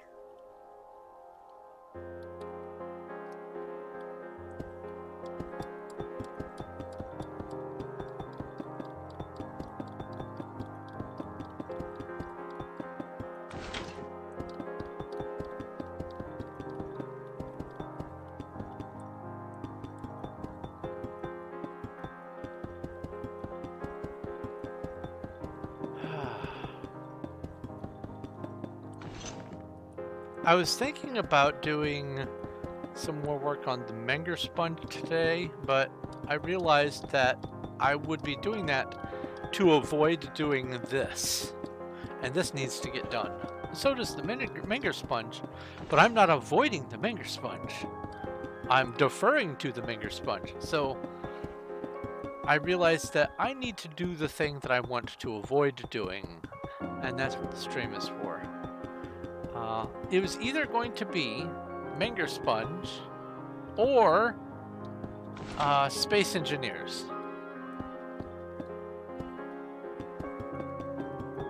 Yeah, well, the silk, the regular raw deep slate, not being able to make things with it, that is very frustrating. The devs had every opportunity to... Hello? What happened?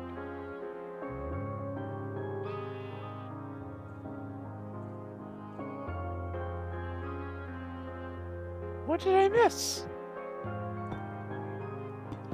Anyway, the devs had a perfect opportunity to say, hey, you know how we can... Oh, here's an example. If I do this, I can place it like that or like this. These are... Wait, no, these are the same orientation. Okay, so maybe this block isn't the best example. There are several other blocks, though. Well, no, this is a perfect example, actually. This has upward orientation. You can rotate the blocks in different directions as viewed from above. If you do this with cobblestone, they're all going to be facing the same way. You do it with furnaces, all the same way. There is no orientable version. They went through and made code so that the deep slate can be orientable. And there are a number of other blocks that have that same attribute that can be orientable. So it would not be hard to just one of the versions say, okay, here's the builder's blocks update. I want to have deep slate stairs. I want to have vertical slabs. I want to have, I don't know, orientable wall blocks. I want to have all of the building blocks have the same versions as all the rest of the building blocks. It seems absurd. There are 3 kinds of basalt and you can't do anything with them. They have to be whole blocks. It's bizarre. Oh, my phone is doing an alarm thing, and that is not a today alarm.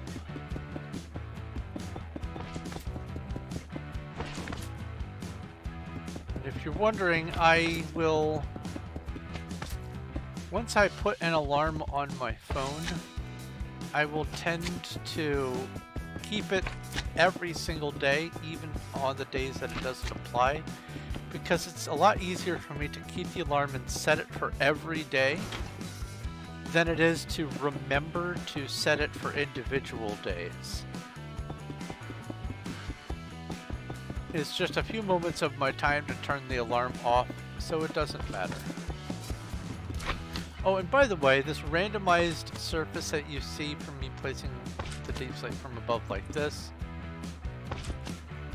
this is because I have Optifine, and it has the varied textures.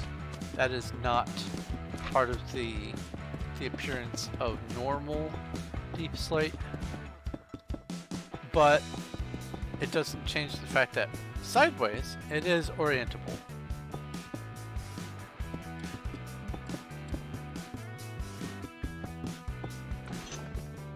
Also, I'd like to have vertical wool blocks. I'd like to have wool stairs.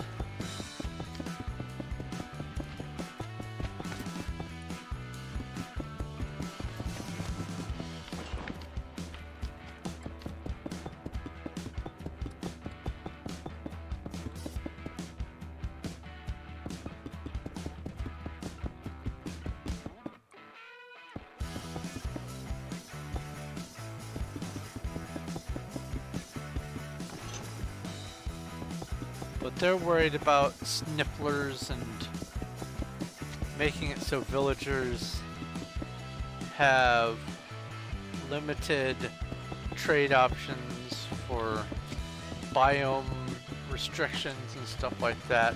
They're doing whatever they're going to do. That's fine. If I really wanted to play Minecraft with millions of building options, I would play modded Minecraft. But I'm just saying, it's not that hard to take existing code from other blocks and say, all right, let's apply that to all blocks. Sloped glass would be nice. Well, staired glass. Glass slabs, vertical glass slabs. Not just glass panes. Vertical glass slabs would be wonderful. I can already think of several ideas that I would want to use that on. Like 3D textured stained glass. Like stained glass that has depth to it. Oh man, that would be wonderful. Dyeable glowstone. I'd like to have my glowstone in color that matches the build instead of having all glowstone be yellow all the time. That would be lovely. Lots of quality of life things that I would change about Minecraft as a person who likes to build. There are lots.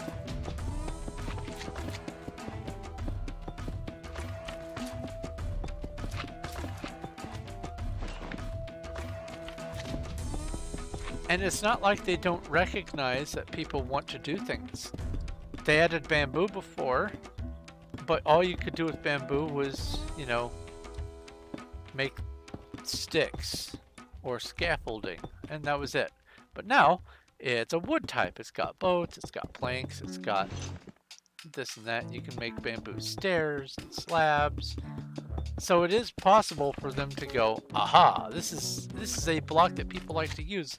Let's give them lots of options for it. It should be, in my reasoning, it should be pretty straightforward to take the code for all the other types of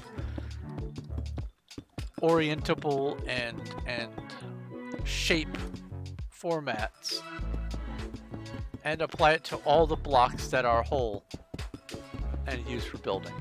I want to have diamond slabs. Dang it.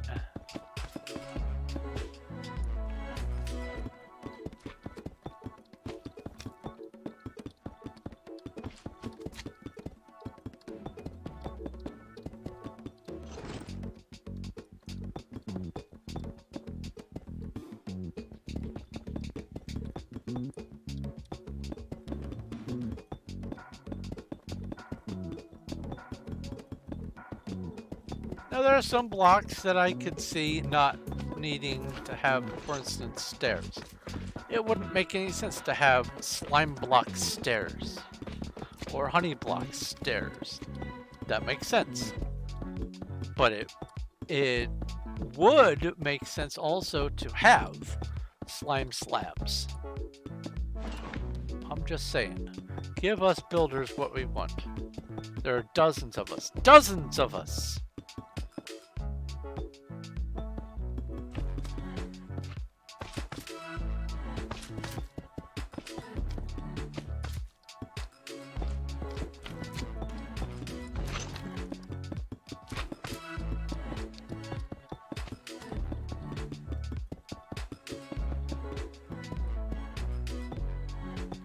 Honestly, I think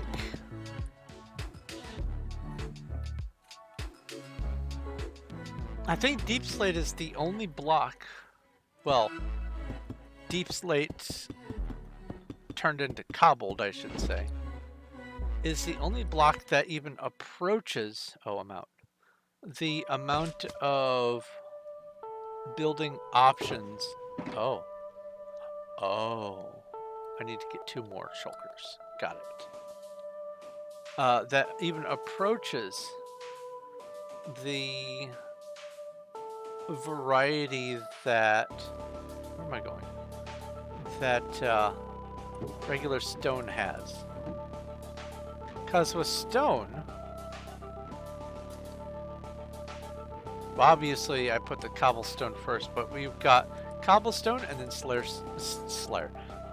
and stab, yeah, Slayer and stab, I can talk. Stair and slab and wall. Then you've got stone, stair, slab. No stone wall, but there's slab at least. Smooth stone and slab. I would like to have a smooth stone stair. I would like to have a smooth stone wall. But that's not in the works. There's stone brick, stair, slab, wall. There's chiseled. There's cracked. There's mossy. There's mossy, stair, slab, wall. There's cobbled, mossy, stair, slab, wall. All of these options for stone. And then there's all of these options. We have the bricks, the cobbled, we've got the cracked bricks, we've got the tiles, we've got the cracked tiles, we've got the polished, we've got the chiseled. Almost as many options for the deep slate as there are for the stone. And that's the only other block since stone that has had this variegation to it. Even the wood blocks, there's not much you can do. There is the log, there's the stripped wood, there is the wood, which is the log that's bark on all sides. I think there's a stripped version of that as well. There is the, so that'd be stripped log and stripped wood, yeah. There's the plank, stairs, slab, trapdoor, door, fence, and fence gate, and sign. And that's it. That's all we get. For wood. That's the one that comes next close to deep slate and regular stone. And it's disappointing. I would like to have the same variety, equal treatment. There doesn't need to be mossy deep slate. But I would like to have at least the variety of the stones for, andesite and diorite, wool and glass. I would like to, well, maybe sand doesn't work with that. Sandstone would, though. I would like to have, packed ice stairs. I want to make an ice sculpture.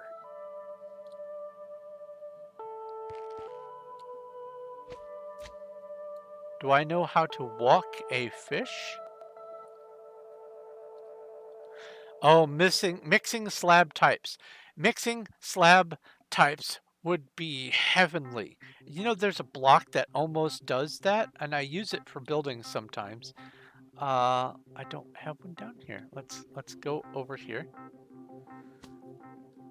I demonstrated this on Duck, and I was starting to mess with some builds that revolved around it. But if you look at a furnace from the side, it looks like it's bottom smooth stone and top cobble. And so I used it as I would place the furnaces strategically as transition block. This one also has the same sort of vibe. I don't know if it has the same on the back. Let's see here. It does. So that also has the same sort of feel as this, where it's two colors of slabs in the same location. But I would love to be able to mix my slabs. But that might be actually asking a bit much, and here's why. Because when you mix, or when you combine the two slabs, say you combine two of these, it makes, in the world, it generates this block. So what they would have to do is they would have to figure out a placed block for bottom deep slate and top wood. Bottom deep slate and topped stone, bottom deep slate and top everything else. And then one for the other way around, and one for each of these on the bottom. So they would have to do some drastic coding changes, I assume, in order to make two slabs fit in the same spot. I don't know. There are some mods that seem to do it just fine.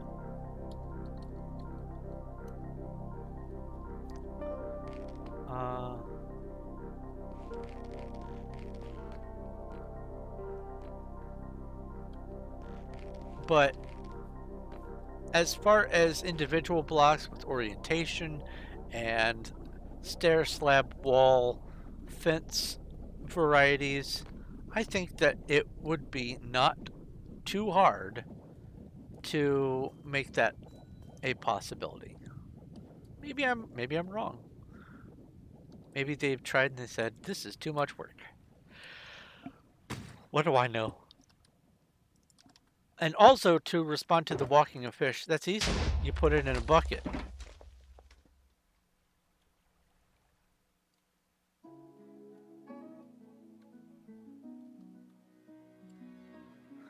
And this is where I left off. You can put your fish in a fish bowl and take it for a walk. Interestingly enough, I had a blue and red beta that I would occasionally, I guess, take for a walk. I would show it the neighborhood. Cuddles, what are you doing? Where is all this death happening?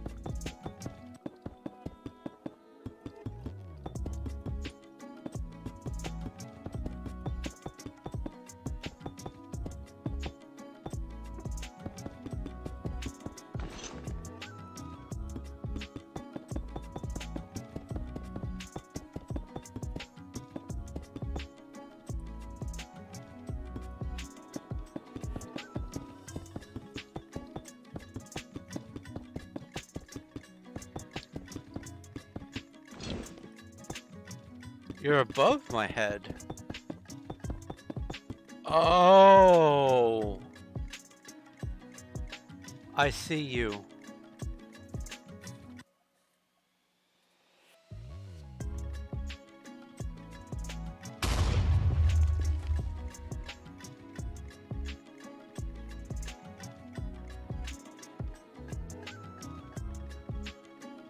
There's Cuddles doing something in a cave.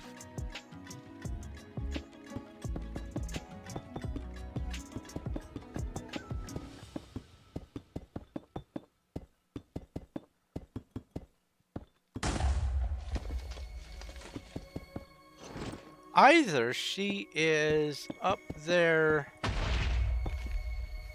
at where the new ground layer for Undercity is, or there's a particularly busy cave right at the top of this chamber.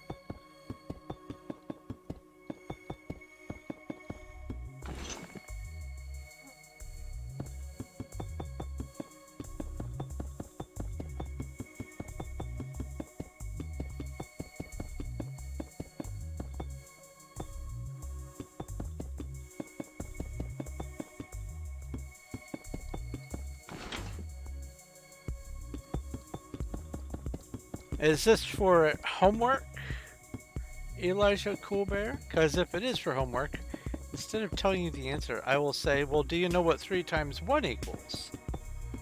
And then I would ask you, okay, well, what's 3 times 2? And then I would ask if you could infer what 3 times 3 was.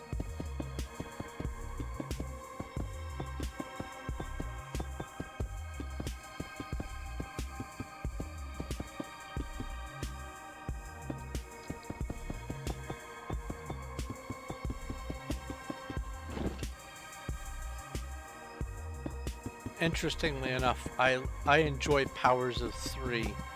I think it's because of the book Stranger in a Strange Land. The race of beings native to Mars in that book used powers of 3 as their base. And so everything was figured in powers of 3. Instead of powers of 10, we're used to powers of 10. 1, 10, 100, 1,000. They would use 1, 3, 9, 27, 81, 243, and so on and so forth.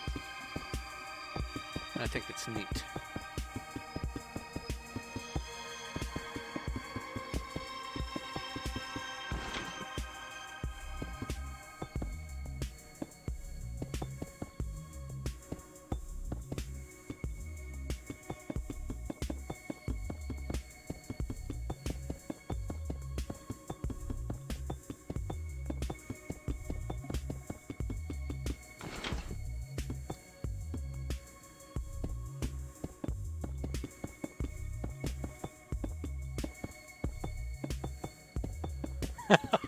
Steal it from Google.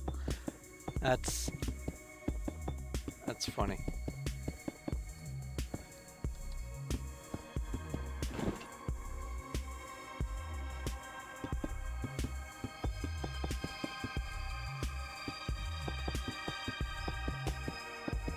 I got used to messing around with changing bases when I would have to do some translations between decimal and binary, and then eventually decimal and hexadecimal.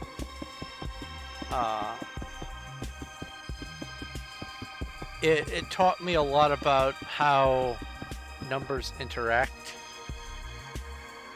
Alright, did I miss anything on this side?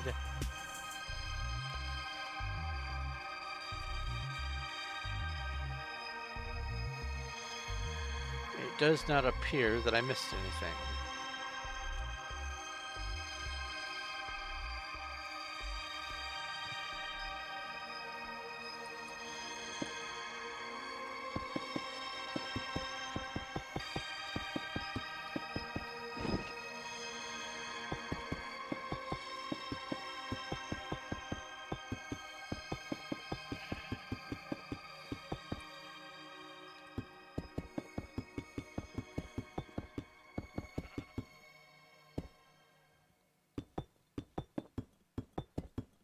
And yes, I do know. I actually answered you in that string of numbers.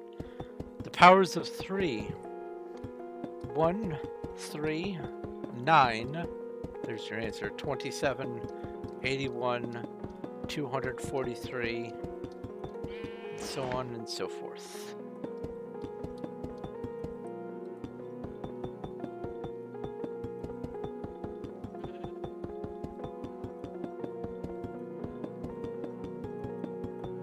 Interestingly enough, the next power of 3 after 243 is 729.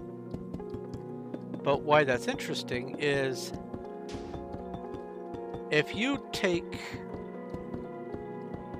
a shulker full of potions, because potions don't stack in Minecraft, and you put it in a chest, just a single chest, and then you fill the rest of that chest with more shulkers full of potions, you will have exactly 729 potions in that chest.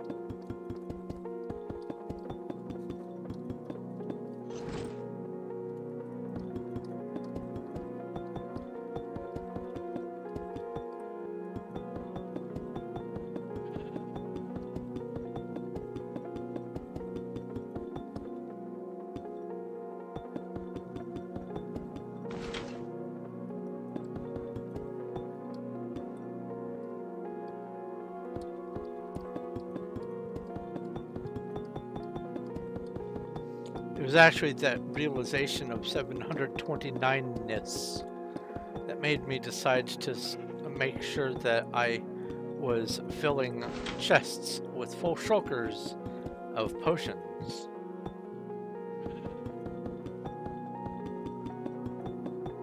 That way I could have what I consider my minimum stock, which is 729 of any one given potion.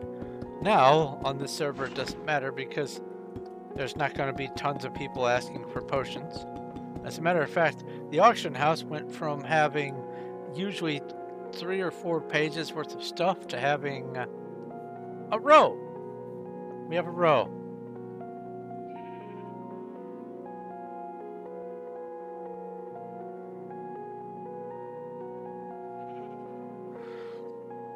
Mittens McMuffin still comes on. Interesting. And there's Seafield, and then there's a bunch of Seafield stuff. Seafield is a character.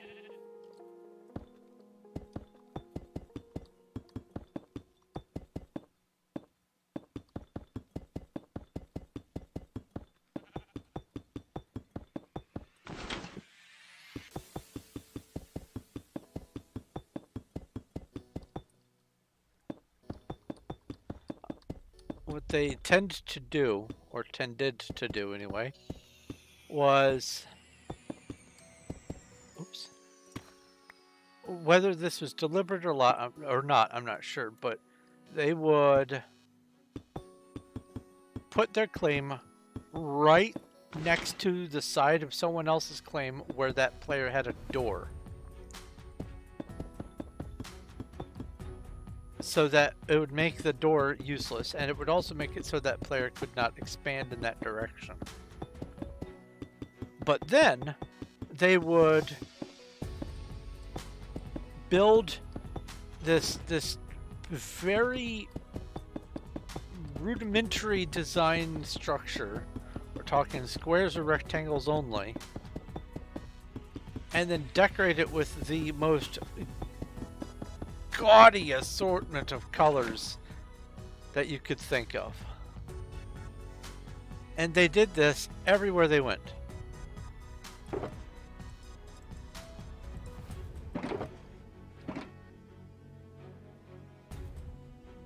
And like I said, I don't know if they were doing it deliberately to block people's claims, or if they were just like, oh, here's a free spot, and they just enjoy all those obtuse coloration schemes. But they definitely, they have a characteristic tell. You can go flying around the world and you can go, I don't even need to get out a stick. I know that that was built by Seafield.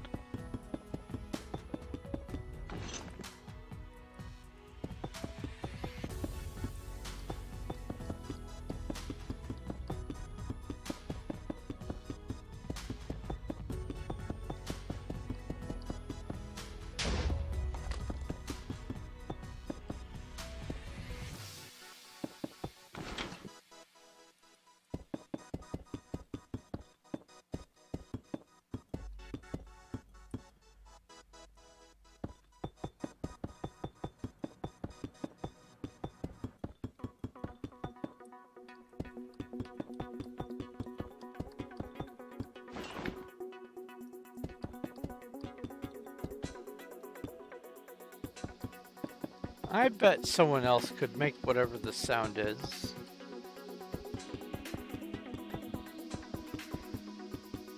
No one else in your school that you are aware of can make it. I bet if you asked persistently enough, you could find teachers that could make the sound.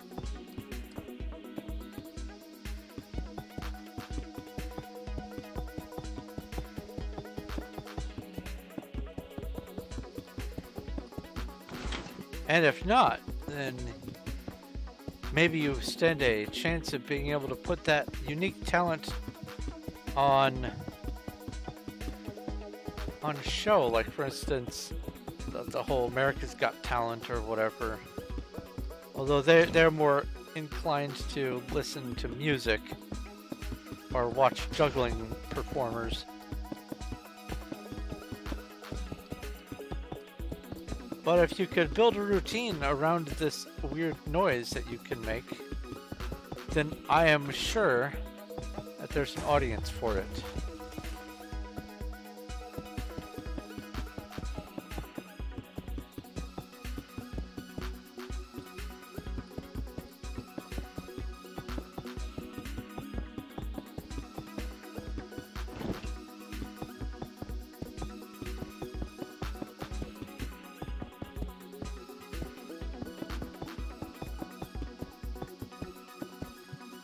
Speaking of weird noises, by the way, I was recently reminded of the whole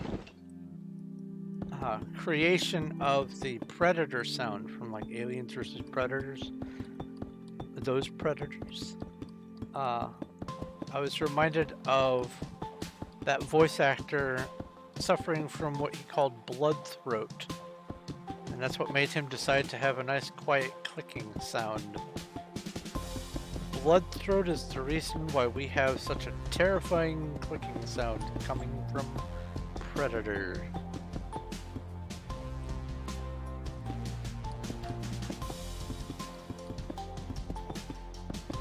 I love hearing scary things.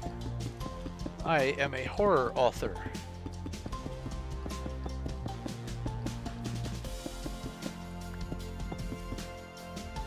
What on earth? Oh! Hi, Cuddles. Could you hold off on doing that? Hold off on tearing the roof out, please.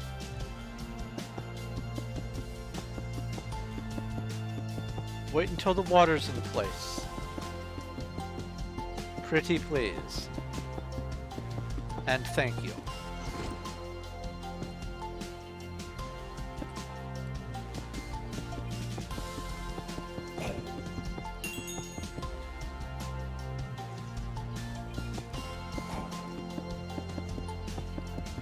We might all die tomorrow. Did you know that there are literally thousands and thousands, maybe millions, of untracked asteroids and other interstellar and whatever debris that are not being tracked? No one knows that they exist, and they could just end life on Earth in like just an hour's notice. Maybe not an hour, but a few days notice. On the grand scheme of things, it's not much of a difference.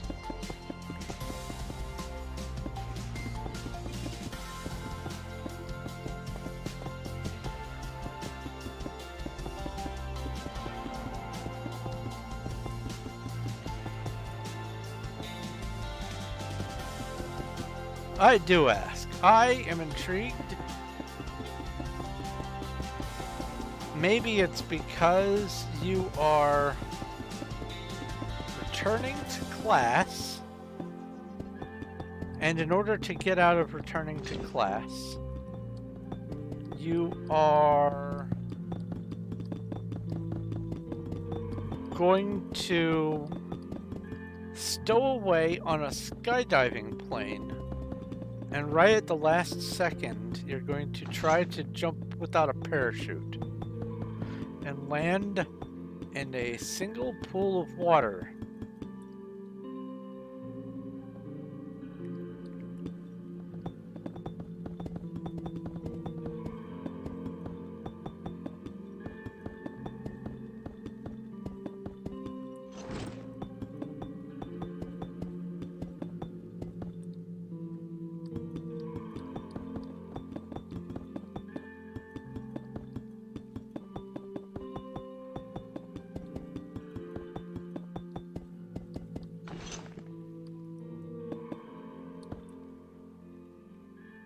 Okay. So that's that part done. Now,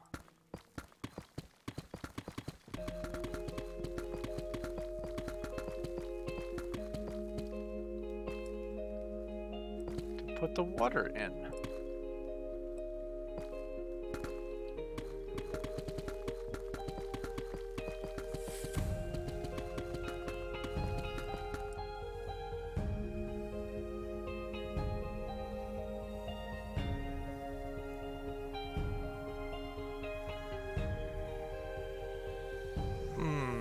That's troubling.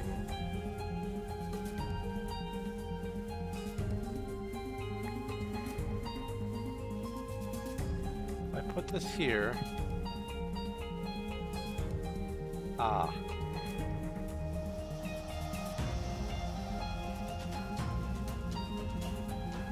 Oh no, that had enough momentum to go. Okay, that's fine.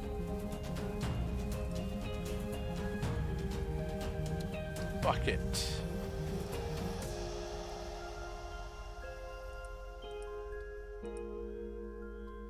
Oh, let's check this out. Uh-oh. Uh-oh.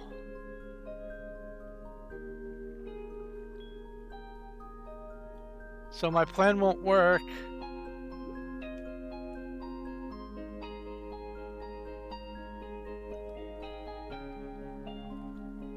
That's no good.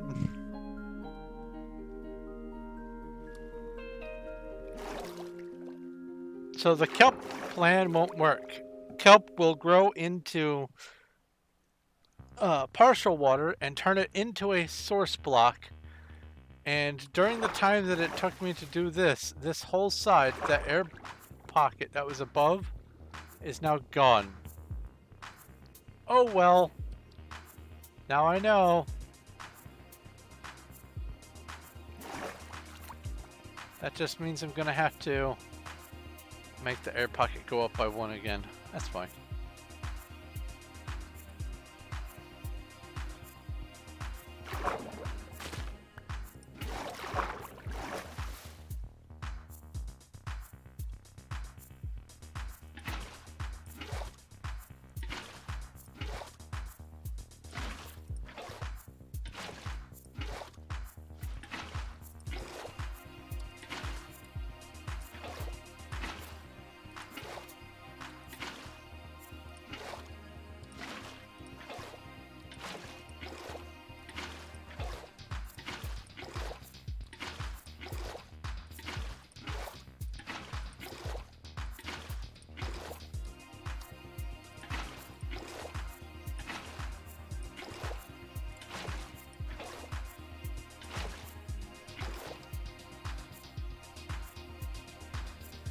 Oh no.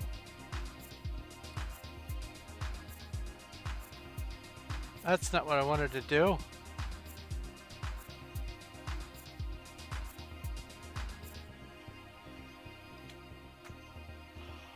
Oh, I didn't do it. You did it. Oh no, Cuddles.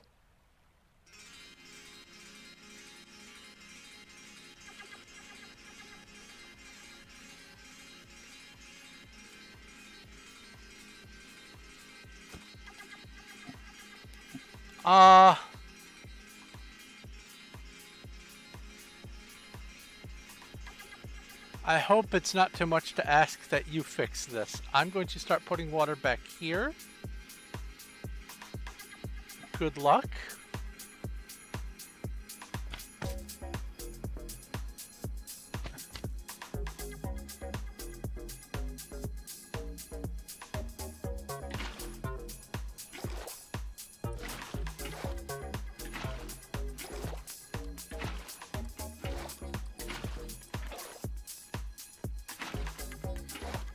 I didn't even know you could waterlog a sign.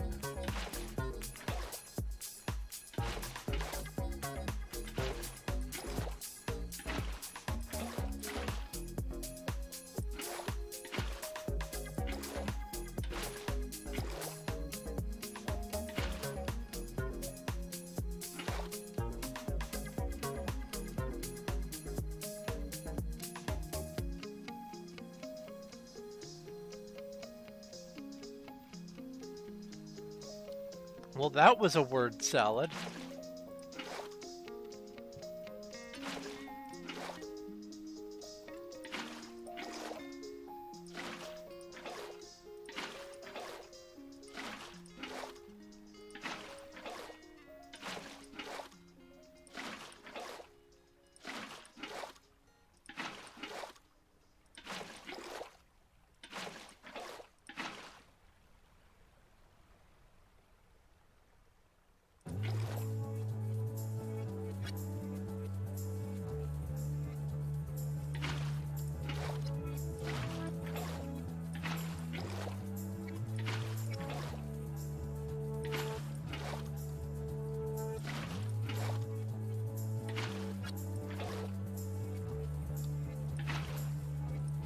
Wait, how did this even happen?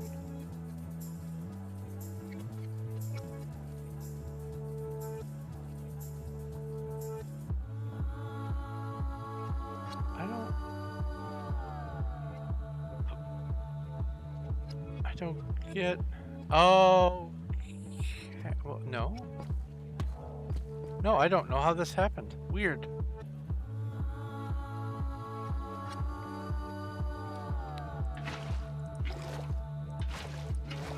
I don't see how placing one block would do that. Oh, wait. I do see. Okay. Never mind.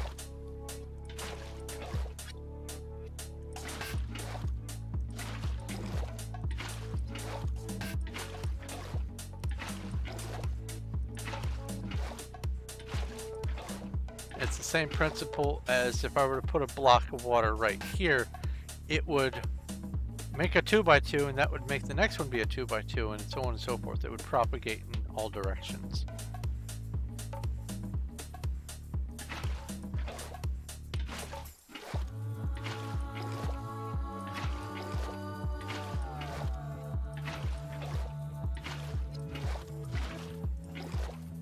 Okay. Now here.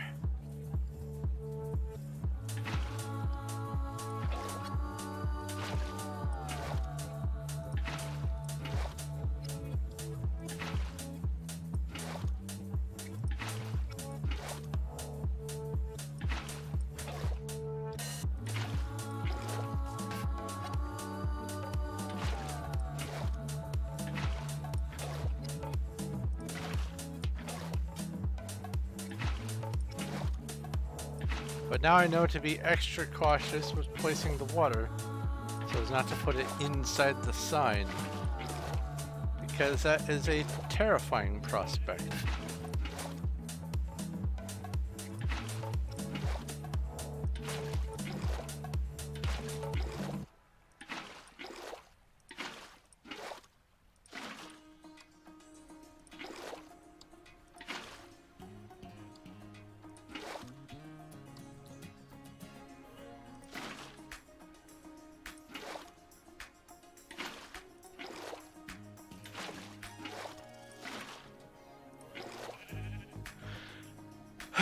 Okay, that sheep noise is coming from below my feet, somewhere in the sugarcane.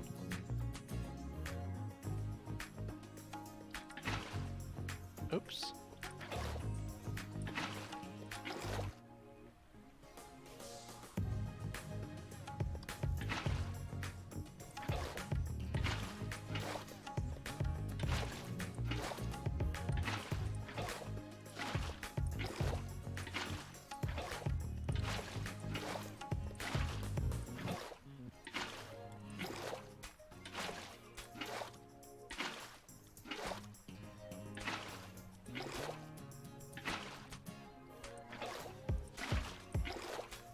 So recently, I have been playing The Outer Worlds, and I've come to the conclusion that it belongs in the Elder Scrolls and or Fallout universe as far as game styles.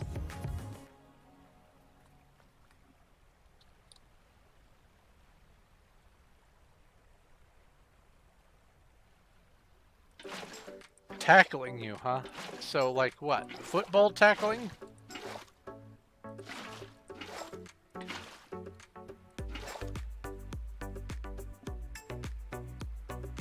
And also, out of curiosity, utter and sheer morbid curiosity, when you say you have no legs, does this mean you have no legs? Or does this mean that you have short legs?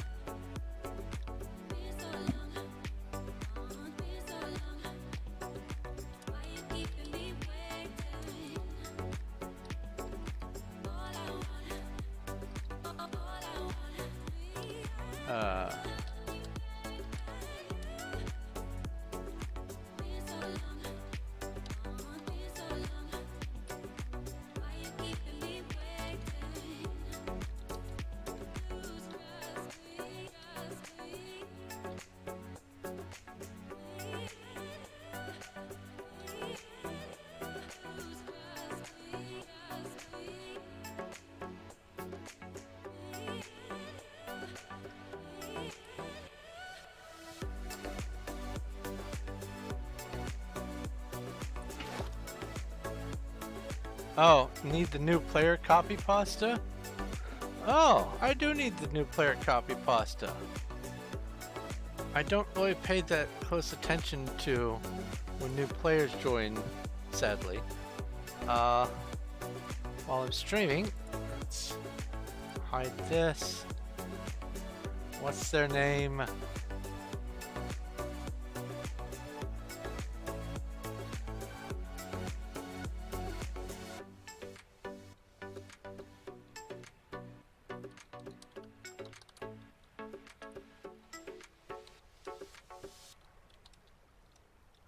Good enough.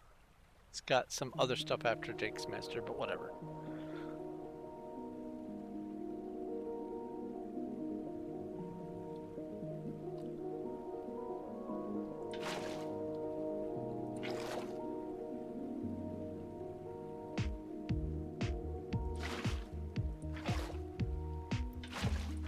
So you have legs, and you are going to be trying to run away from them?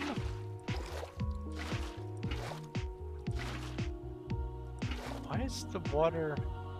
Oh, this is biome water. Hold on. This is... Plains?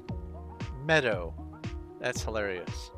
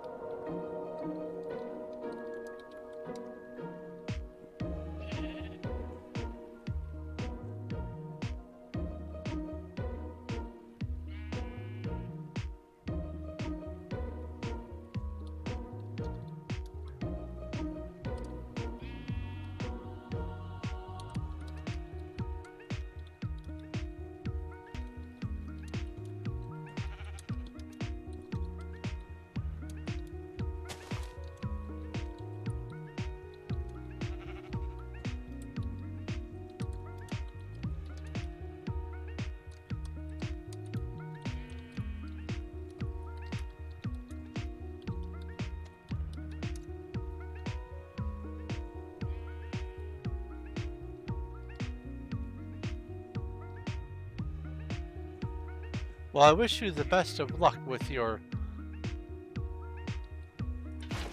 fleeing a gaggle of girls.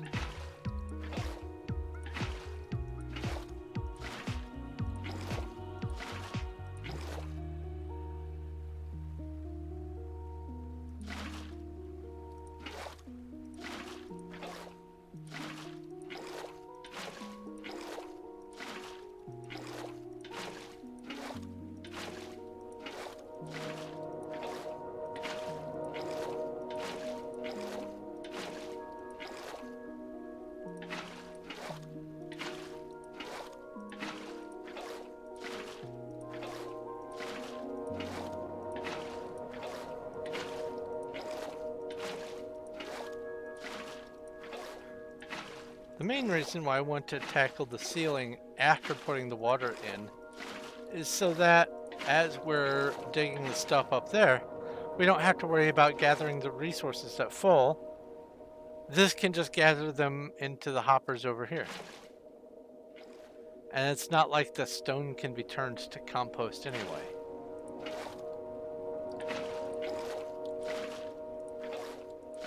Oops.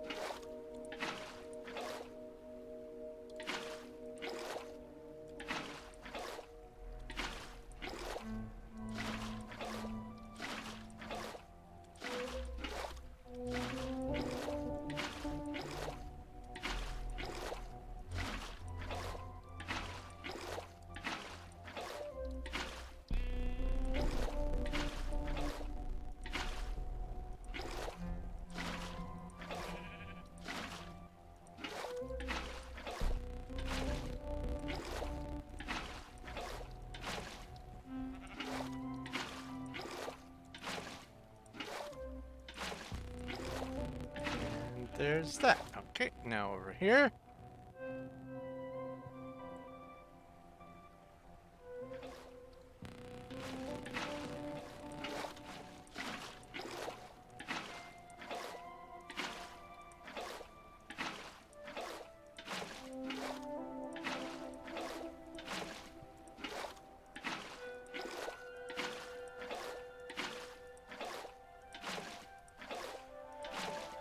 Ah, on the subject of one of my planned series for my channel, I still haven't yet put together the introduction to it, and I won't be until I'm ready to start recording the first season of it, but I am making a series called The Sequence, which is going to span several games. And I have been looking for a game to fill a niche that I needed filled in the category of space survival. And I recently got my hands on a game called Breath Edge, which is a fantastic game. It just, there are a few aspects of it that I feel are a little lackluster, but beyond that, everything is fine with the game. And it's very fun, the progression is nice, it's entertaining, it's a good game. The thing about it is it has limited functionality outside of the storyline. There is a creative version of it, but with that creative version, it's not like you can set up the world. You're still within the confines of the only single world that is given. It's not like Minecraft. It's not like other games like that where you can have a sort of creative mode and everything just falls into place. Instead, I was looking for something where I could have collided with maybe an asteroid and had to restart from scratch. And this game almost perfectly fit the bill. Almost. So since I played it, I was looking around at other possible games that might fill the niche, and I realized Space Engineers is perfect. I additionally realized I owned Space Engineers and totally forgot that I had it. And lastly, I've owned it since 2013 and forgot I had it. So I'm learning how to play Space Engineers. I was actually thinking about doing Space Engineers on here, or on the stream today, but that can wait. Oh, Deep Slate. Boop. Alright, so let's go down here and see what all has ended up in these chests. These hoppers, nothing useful. We have some more of that.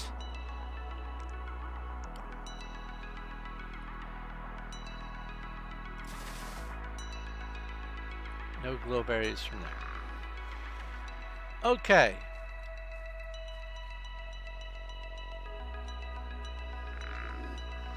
So what I need to do is come over to here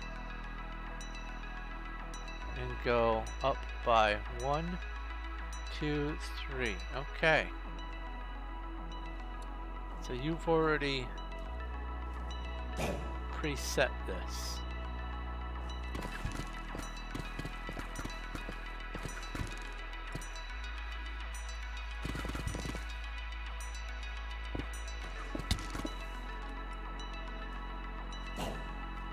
Oh boy.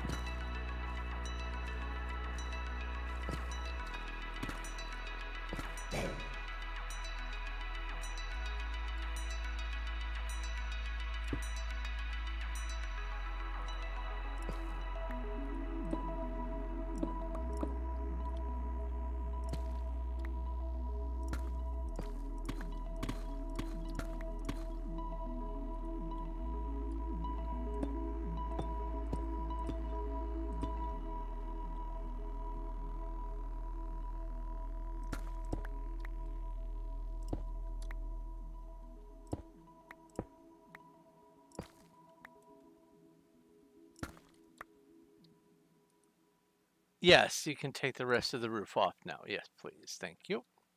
What am I doing? Okay. This.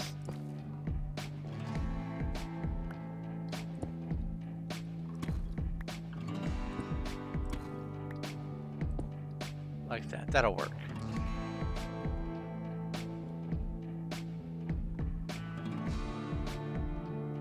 I should have had enough momentum to just fly all the way down. Yes, it did.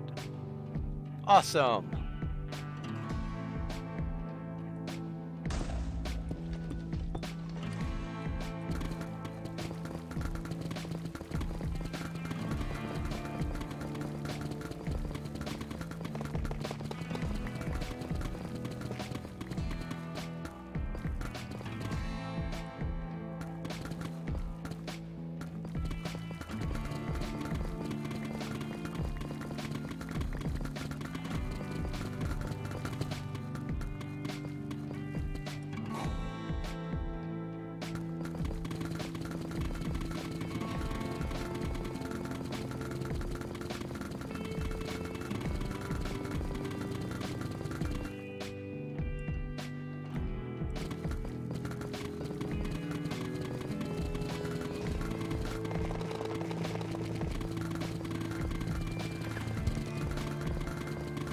Now, all of this stuff should be ending up in those hoppers and in those chests. Or at least the amount of them until they despawn. Well, that's another thing that bothers me. Cobbled deep slate is one of those ones that takes like 2 or 5 minutes to despawn. But cobblestone, which is just as prevalent, it's just the higher half of the underground. Cobblestone is gone in 15 seconds.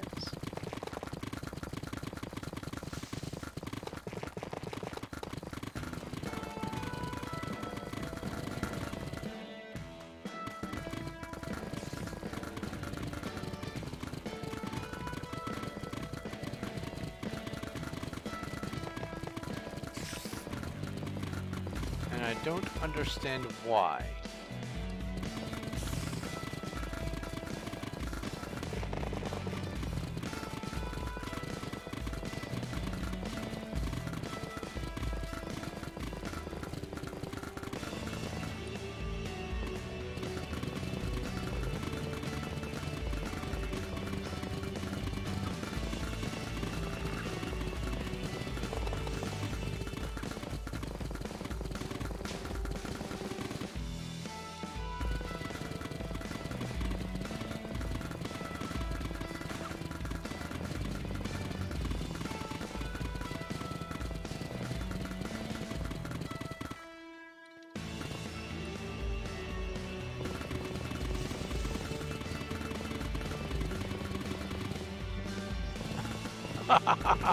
I just realized you went over there to save Junebug.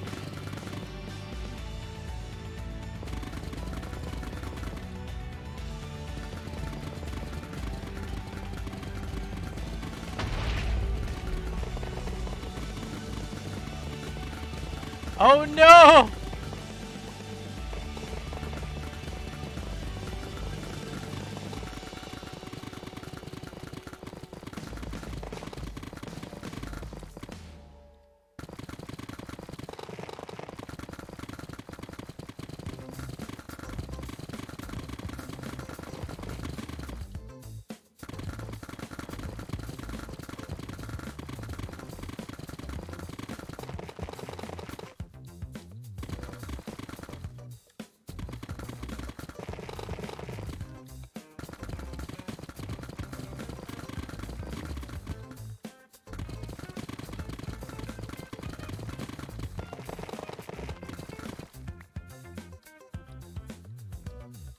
Ugh.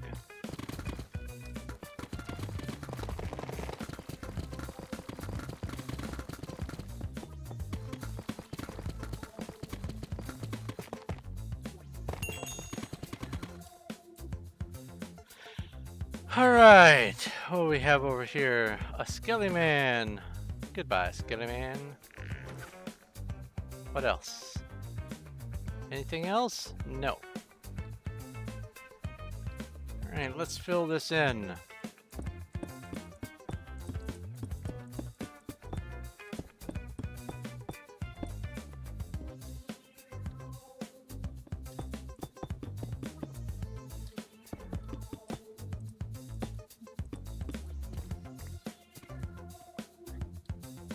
There was gold here, that's right.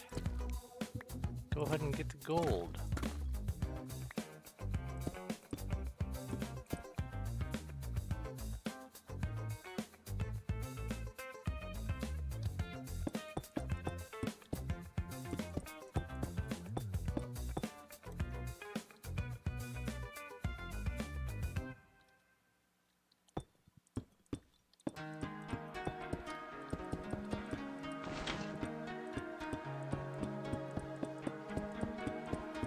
Anyway, I was talking about Outer Worlds and how it is very reminiscent of the same game style as the modern Fallout games and the modern Elder Scrolls games.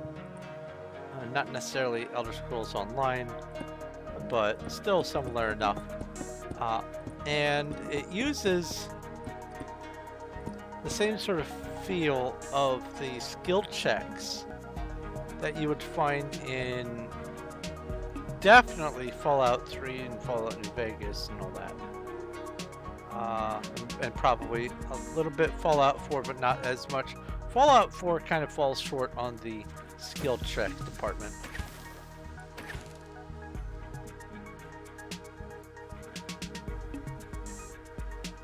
Alright. I want to see what all got caught up.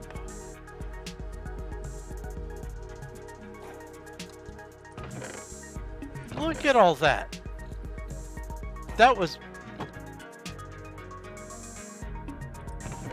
That's amazing, actually.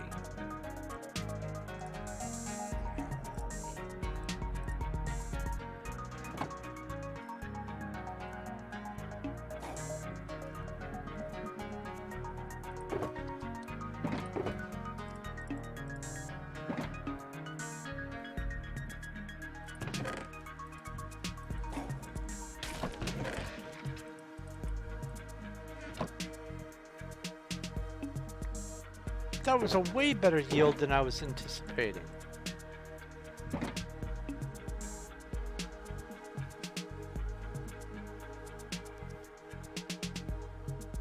Yeah, you can get power armor right off the bat in 4.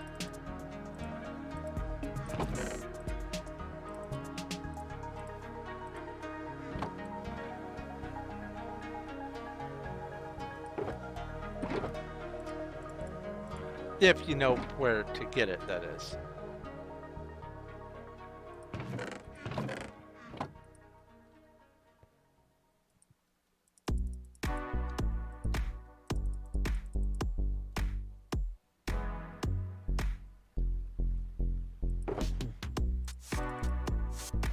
Sweet deal.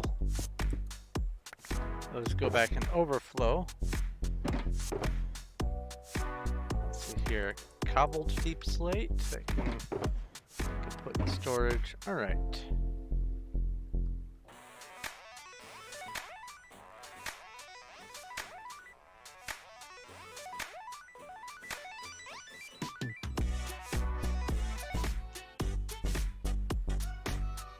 I guess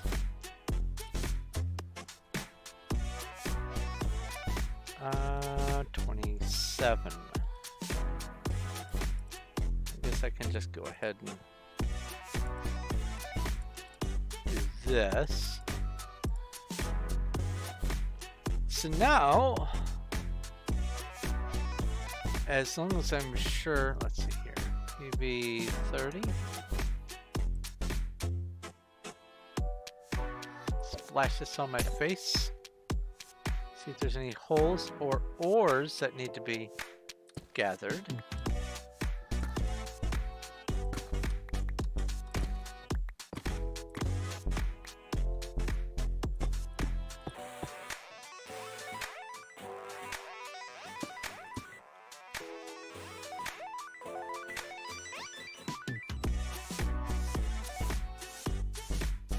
I'm just glad there wasn't any surprise gravel.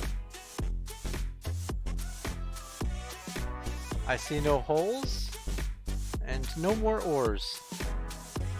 This looks like a mushroom.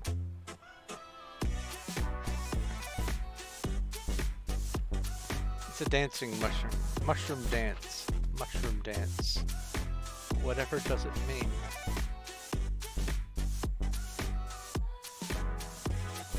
Alright, now we put in the glowberries. I almost said glowstone again. But the thing is, I want it to be...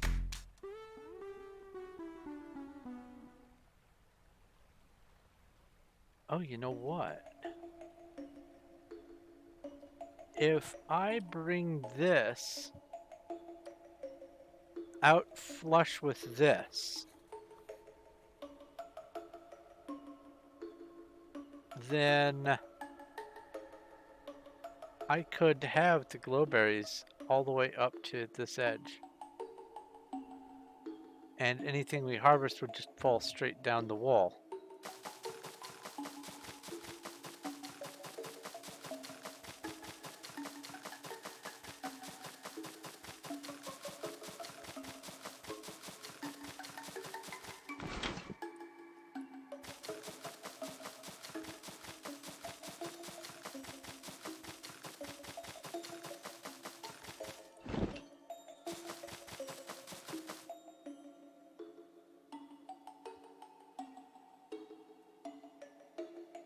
Yeah, I think I'll do that. I think I'm just going to build this wall out 2 blocks all the way and just have it come flush with here.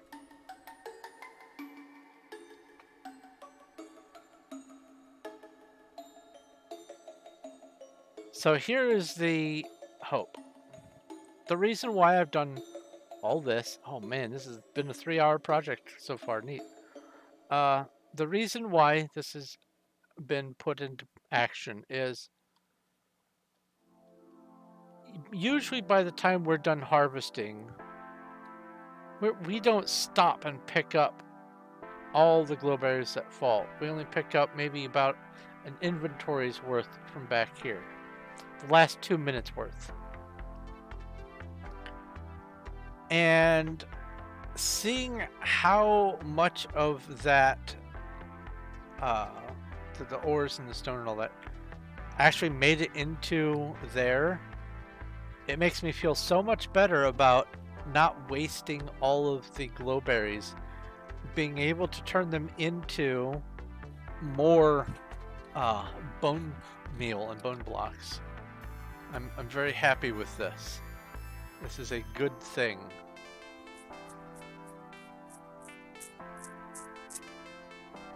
Scrap mechanic. Scrap mechanic. What's scrap mechanic? Hold on.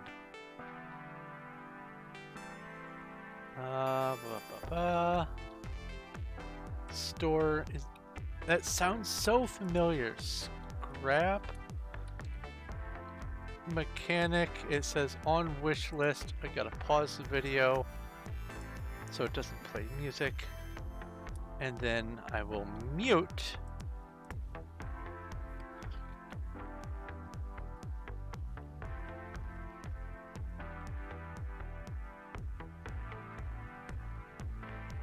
Build fantastic machines, go on adventures with your friends, and defend against waves of evil farm bots. Oh, yes, I see.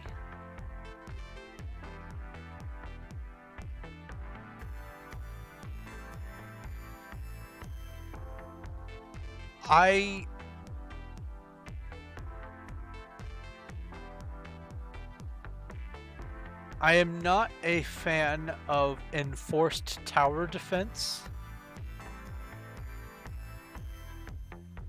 So if it can be turned off, like if there's a way to do it where it's just, you know, doing the building without having the hostile enemies, then yes, I would absolutely love this. You haven't encountered waves in your 150 hours of playing. Okay, well, looks like I'm adding this to my definite wish list, moving it to the top. Just a moment. Come over here, click on this, and edit this, and go here.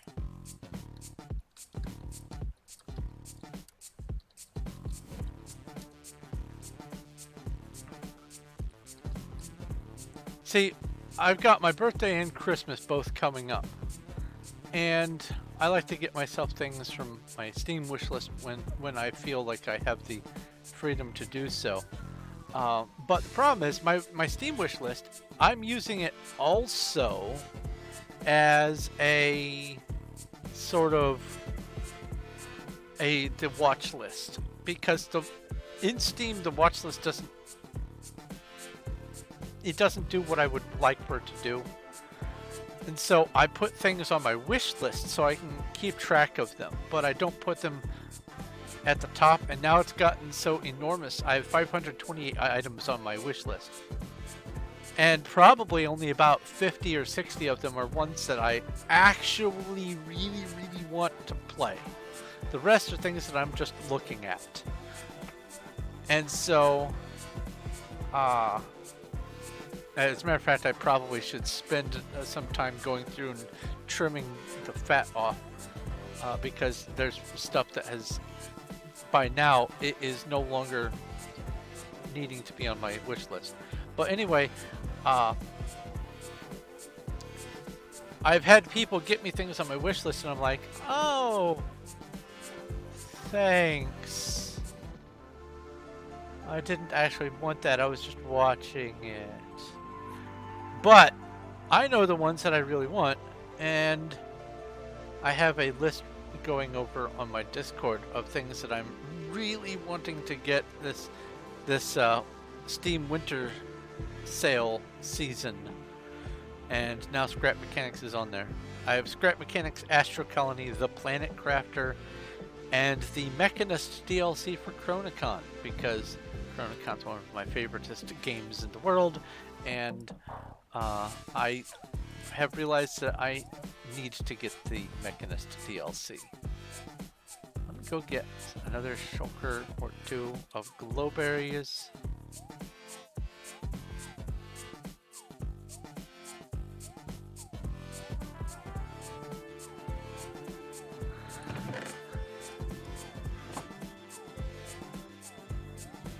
Yeah, Scrap Mechanics.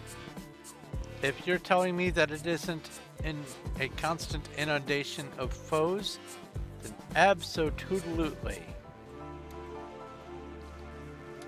That is a good... I'd like to have it in my actual library. It's a good one.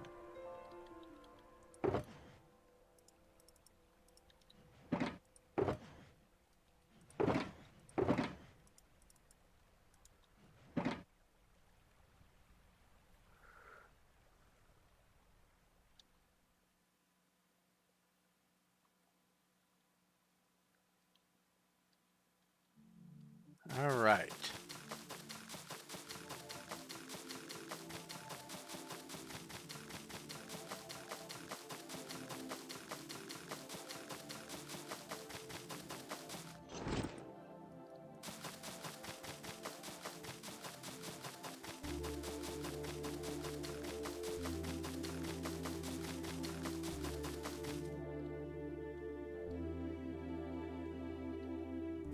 Well, that's not a problem.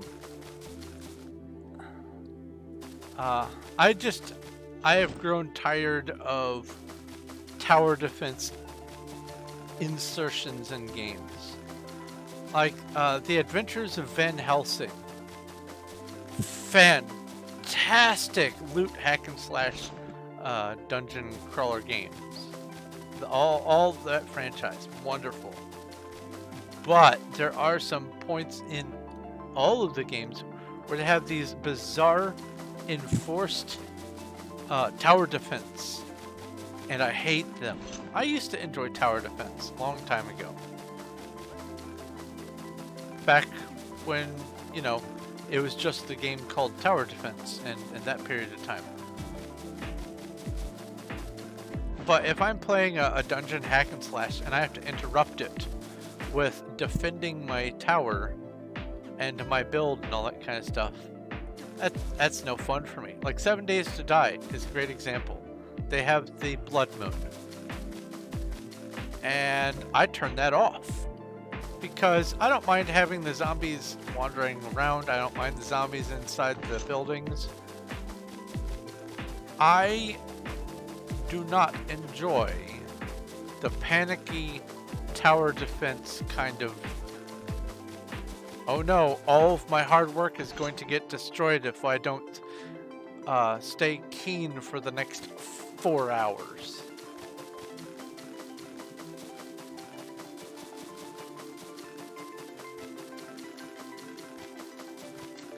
So I don't like enforced tower defense. If it's a game that is just strictly tower defense, sure. As long as it's a fun play style, I'm quite happy with it. There are a number of games, and I can't remember any of them off the top of my head, where it is just tower defense, but you also get to be part of the slaying, so you get to go into first person and fight alongside your machines which are defending your tower or your base or your MacGuffin, whatever. I like those. I don't prefer to play them. I would rather play other style games, but if I'm in the mood for playing tower defense, those are ones that I would play also. But when it's a game that is primarily something else, and then the devs decided, oh, you know what else is fun? Let's put tower defense smack in the middle of your gameplay. That's a great way for me to uninstall a game. If I can't find some way of turning it off, that is.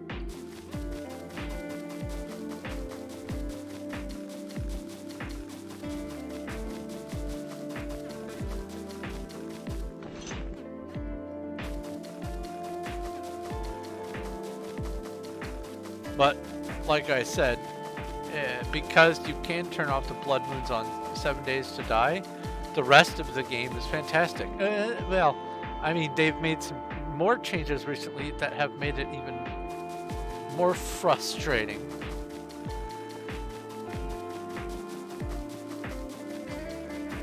Every few months, the devs get a whole new game idea and decide to change their one game to match this idea. 7 Days to Die has been in alpha for almost a decade now. In this time, they could have said, yay, here's 7 Days to Die. And then they could have said, you know, we like this mechanic, but we have this other idea for a mechanic that we would like to implement. And instead of messing around with 7 days,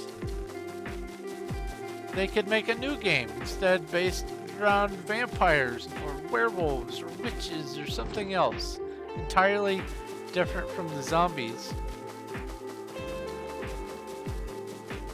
and use the different mechanic that they're trying to implement. They have gone through no fewer than 7 different play styles in 7 Days to Die, and it's very frustrating because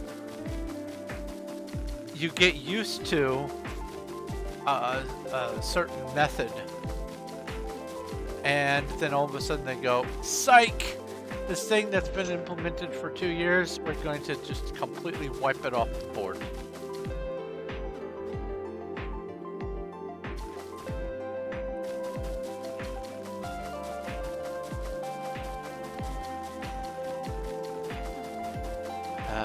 So I turned the tower defense off. No blood moons. Makes for a lovely game, generally.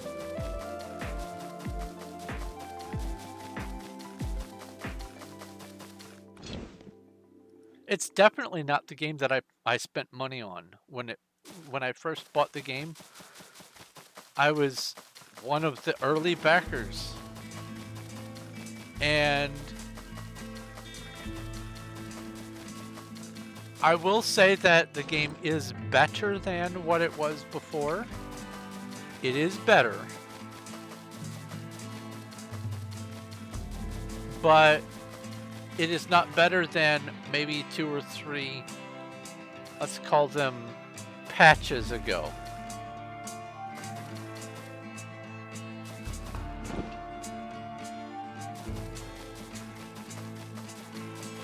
They spent an inordinate amount of time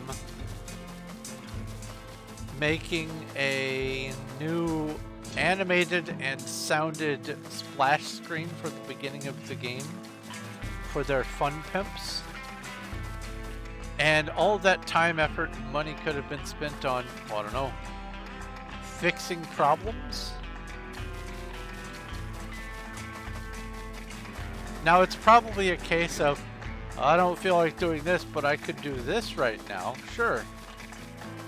But if it's something that's a known bug, if it's something that's a problem, then that should be the thing that gets the attention. That's why I do these streams.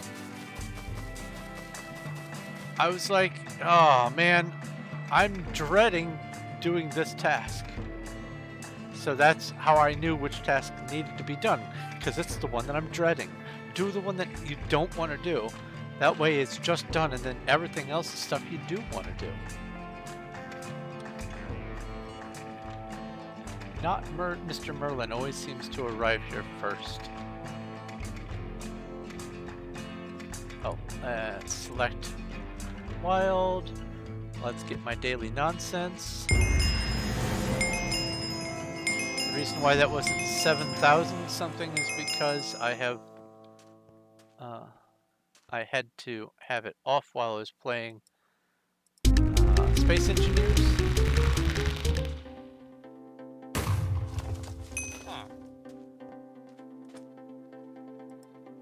I'll go ahead and do one more thing. Both of them are dust. It's dead man walking. Alright, back at this.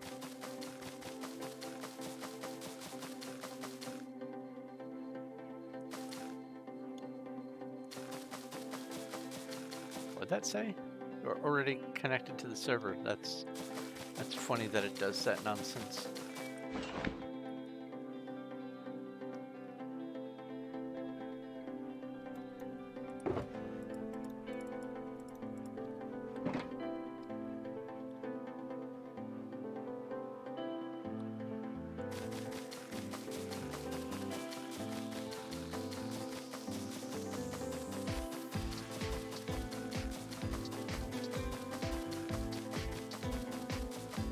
I will have to remember to change my set home for the Glowberry farm upward by 3 blocks.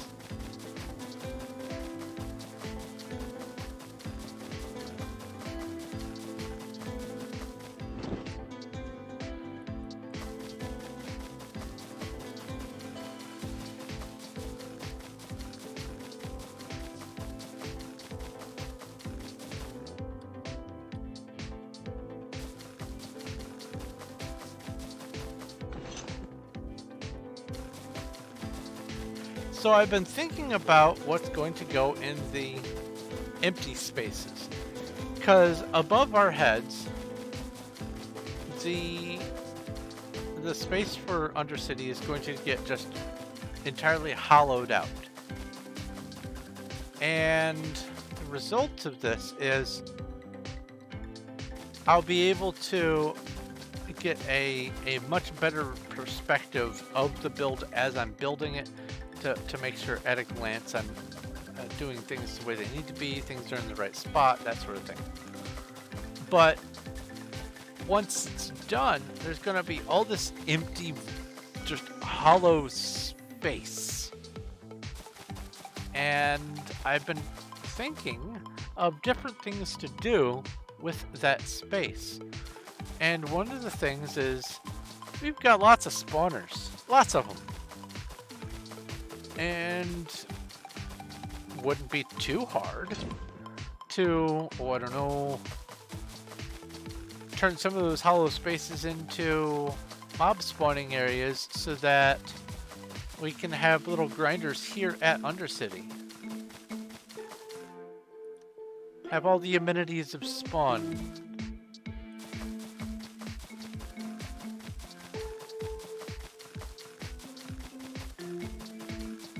I think that would be not unreasonable.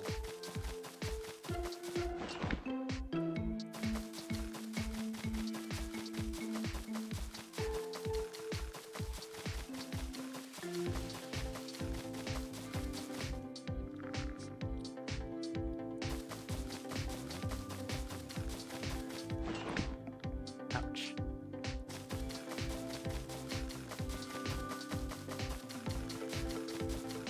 As it is, I'm going to have to figure out a place to put all the friendly mobs that I want. Like, for instance, the rabbit spawner and a couple of the others. I'll want to have my guardian spawner somewhere in the area.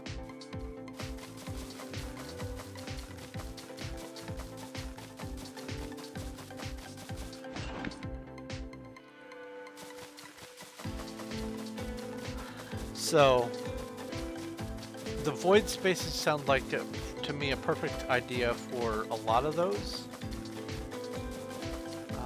Depending on how much space I have, I might even be able to set up some of the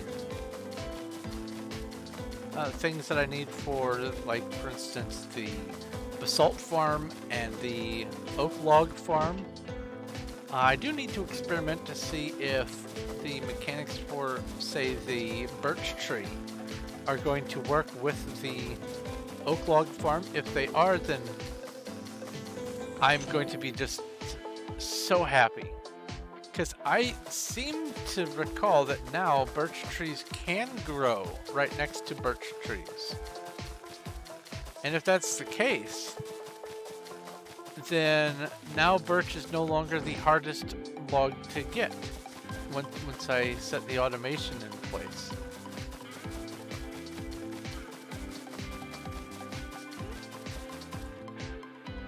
Oh, not Mr. Merlin.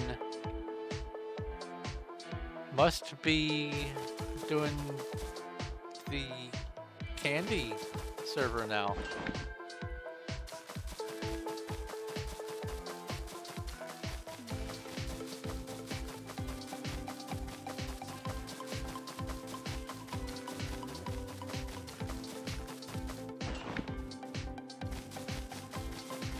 Oh, hi Cuddles. You know, there's an easier way than what you're doing. Looking up and doing it is not the best way of doing this.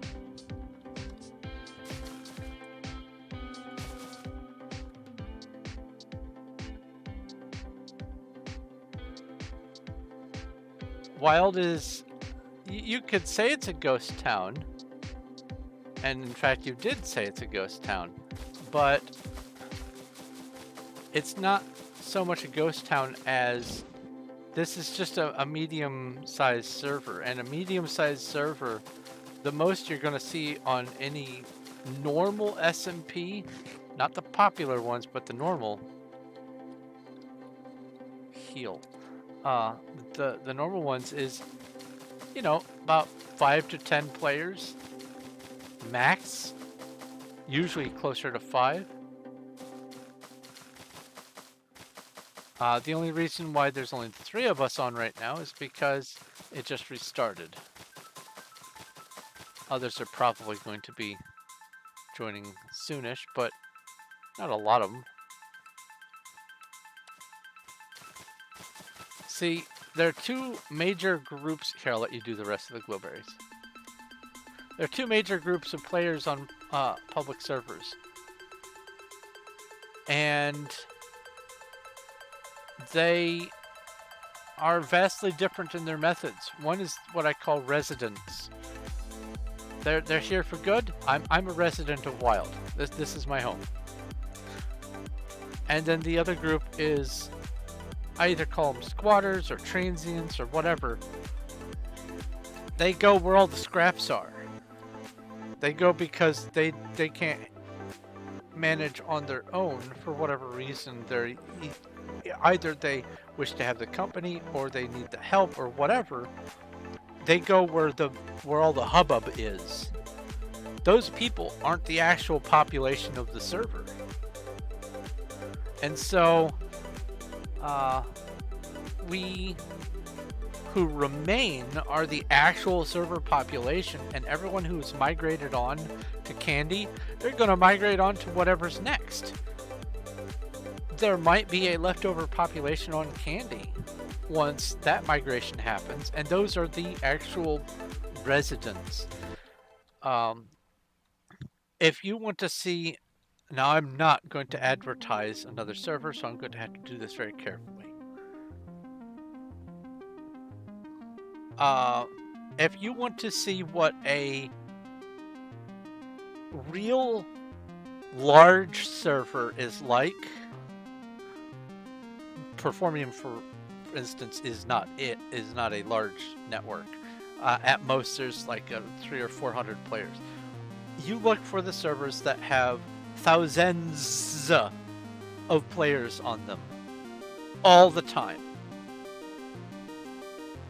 And then you go to one of the oldest servers on that network. So let's say there was a server called Ooga Booga. I hope to God there isn't. I'm not advertising for an Ooga Booga server, but let's say there's a server called Ooga Booga, a server network. You go there and they have one of their servers is a 1.8. You go to that 1.8 server and look at its population. If it's part of, and Ooga Booga is a massive many thousands players, you go to the Ooga Booga 1.8 server. That right there is what a normal large server is like. It's a different feel than a quote, full medium-sized server like what we have on Performium, like what Candy is right now. It's very different vibe if you go over there than if you go to, let's say, Ooga Booga. It's a whole different feel.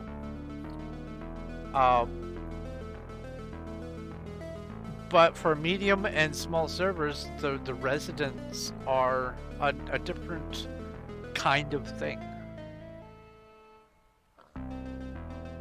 It should be safe to bring Junebug back, yes. Make sure to have her standing here.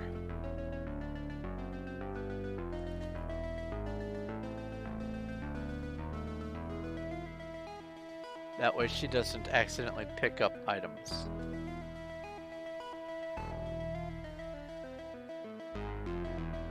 But like you with the whole crowded thing, same here. I don't like crowded servers. I hate them.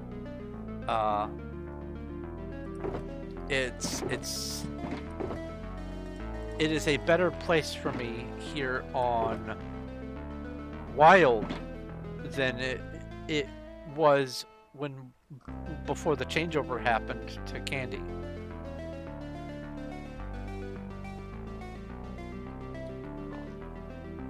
Here, let me nudge. Oh, you almost pushed her down to the bottom with your body. Nudge, nudge, nudge, and there we go. Okay. Actually, you might take advantage of this opportunity to throw your cakes to Cuddles.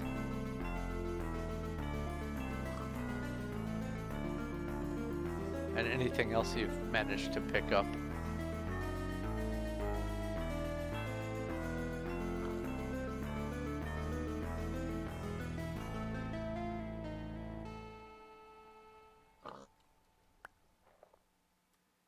All right.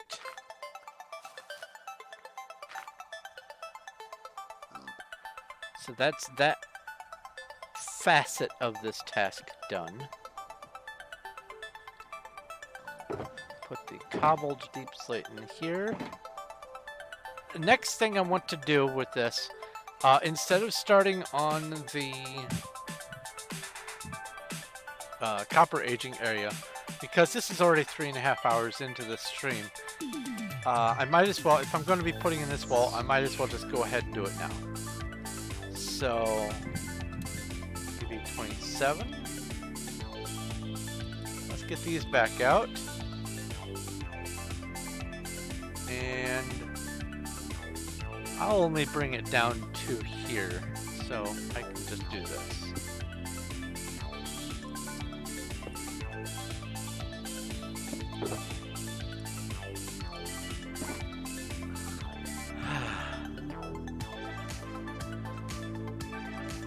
And you know what? I can just leave an airspace and just put some light in the bottom. Or, ha ha ha, put some slabs on the bottom.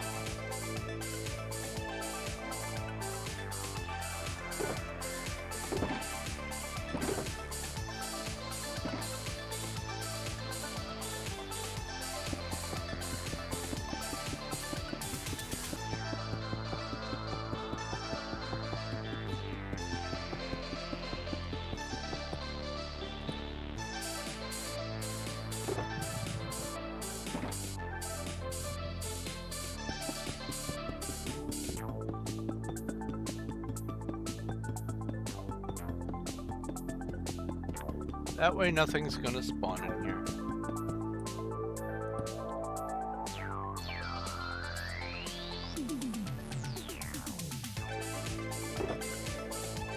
Because the objective here is to just put the wall in here.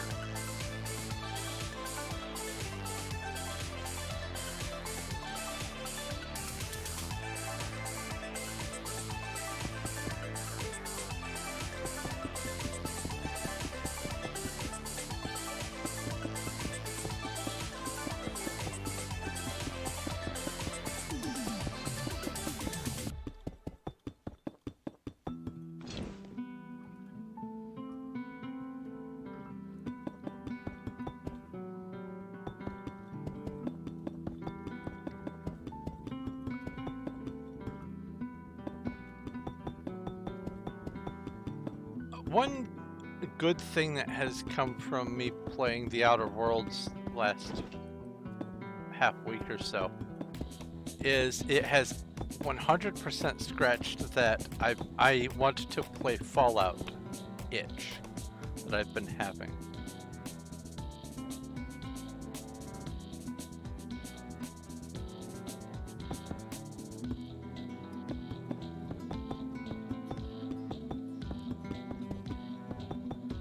And I know partly why it has that feel.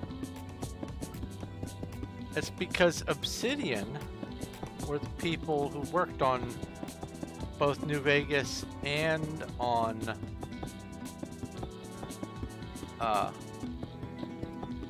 Outer Worlds.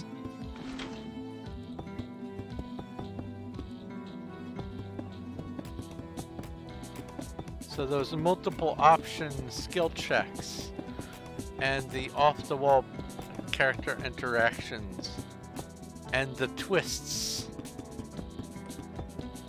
all that, it makes perfect sense. Even all the way down to the general layout and storyline, and the setups of the different factions, and the DLC. One of them is a mystery DLC, a mystery you have to solve, and one of them is you have to deal with a bizarre science experiment where plot twist, the good guy is the bad guy kind of thing. It's the exact same feel as Fallout New Vegas, only in a different setting. It's in space.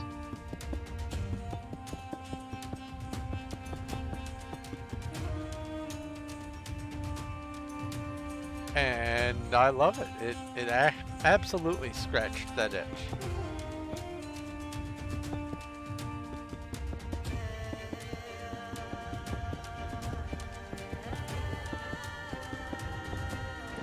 Which is good, because I was bracing to be upset that even with this brand new computer,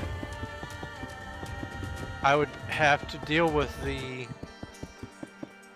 Fallout New Vegas crash to desktop issue, because it has nothing to do with the abilities of the computer. It has everything to do with the limitations of the game engine. And there are a couple of patches that people were able to do, like some mods and stuff, to make it work a little better, but it is not comprehensive enough, sadly.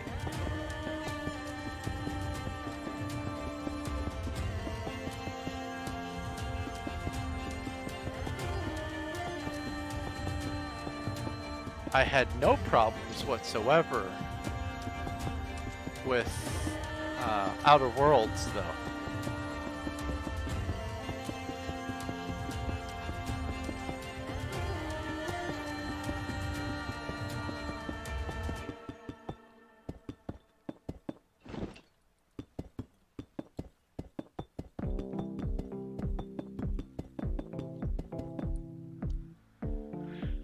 Okay.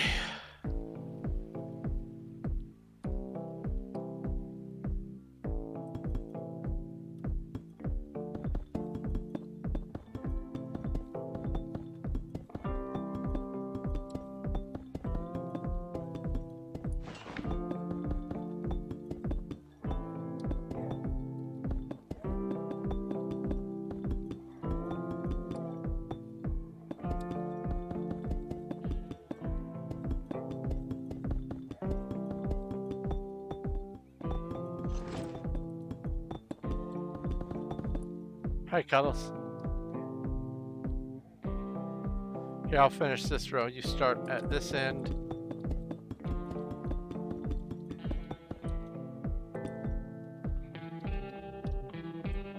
Go ahead, you start. You go first. You do 3. Or actually, there's a delay in the stream, so you start at this end also. That way you come in behind me.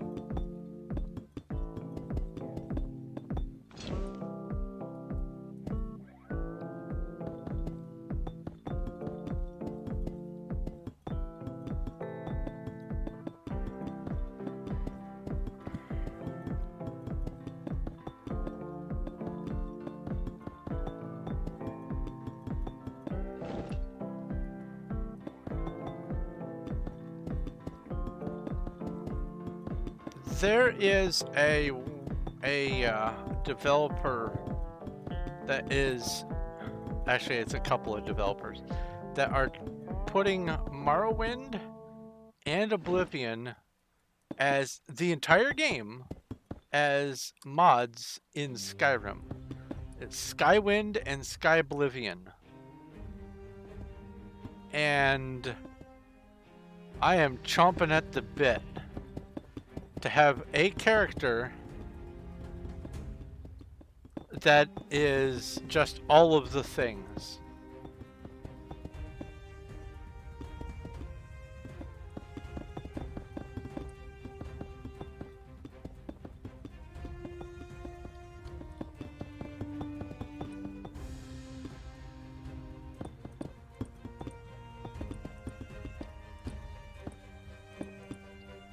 Ta-da! Well done.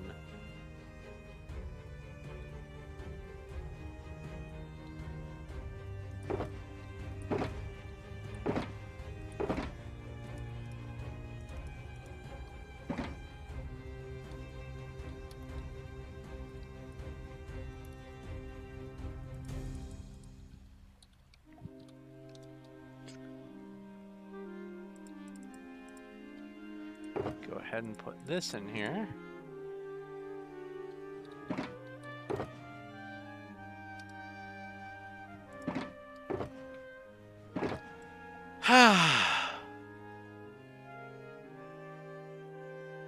So that's this task done. Also, I've discovered that can't do what I was hoping to do with this, which is sad.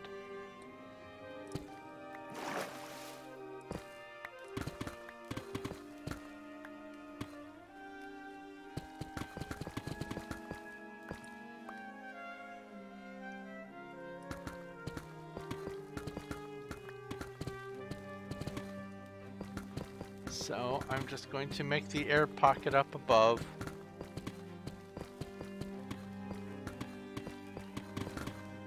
Bit of a bummer. Here. Enough guesswork. There we go.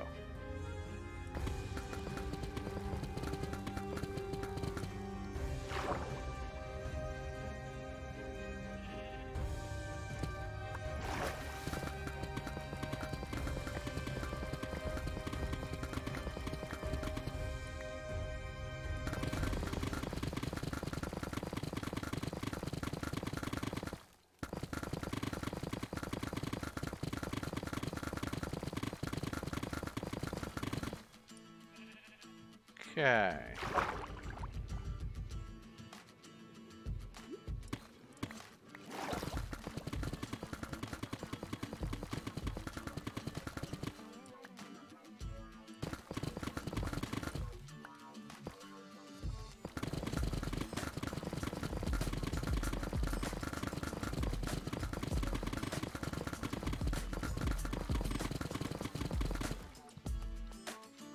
Oops.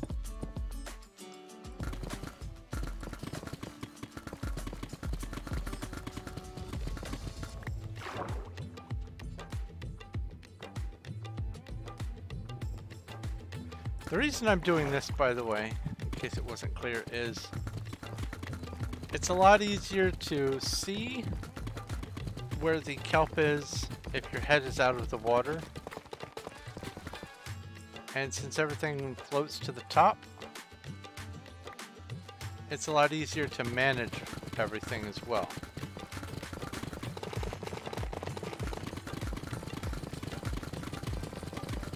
So having the one block of airspace is kind of necessary. I am disappointed that the other plan won't work, but what can you do?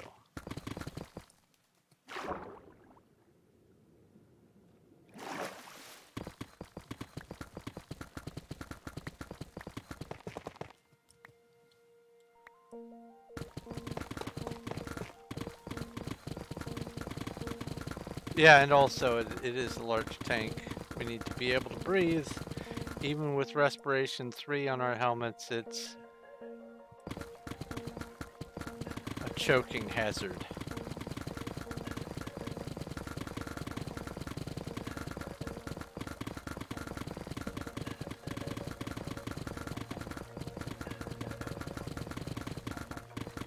If you'd like cuddles, while I'm doing this, you could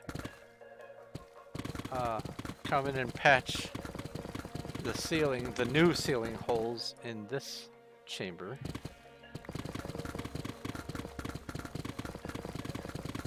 There should be plenty of deep slate to pick up.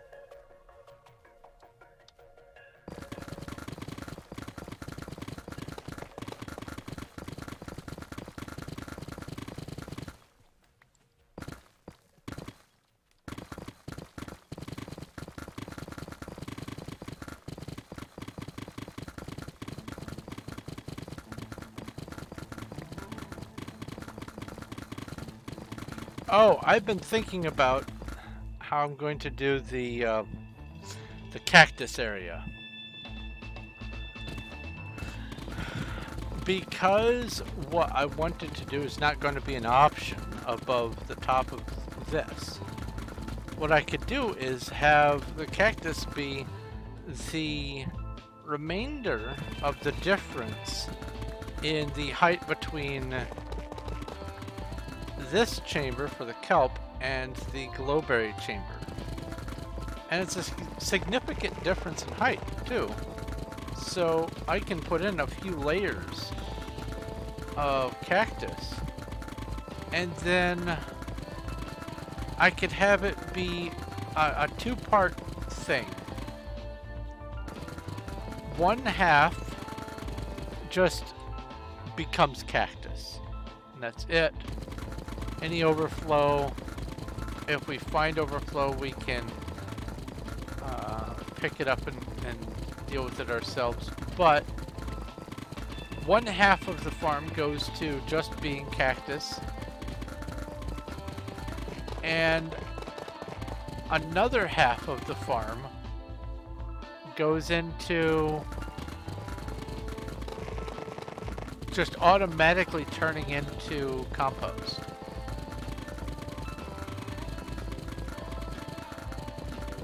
And the way I could do it is have two different water channels. I could do 3 different water channels, come to think of it. Have one for cactus, one for green dye, and have it dump into just straight into a furnace. And then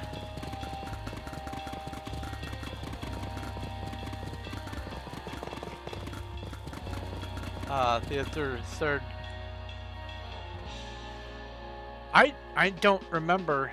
Can cactus be used as a fuel in a furnace?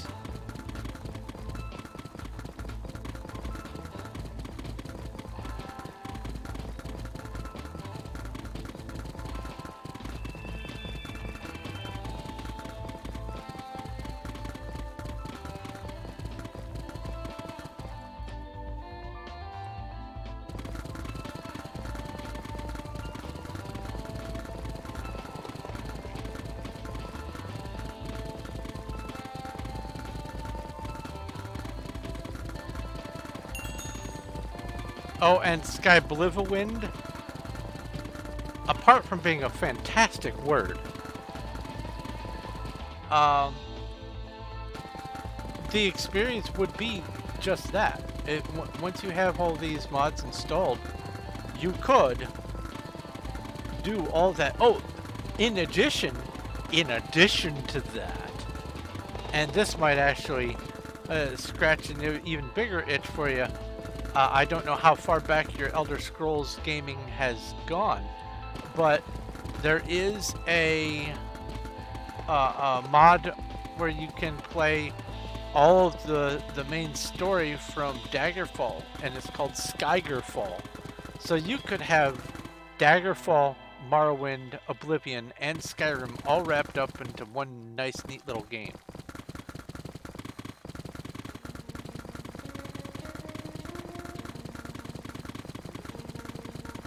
Now, I will warn you, Skygerfall feels very chunky. We don't talk about Redguard.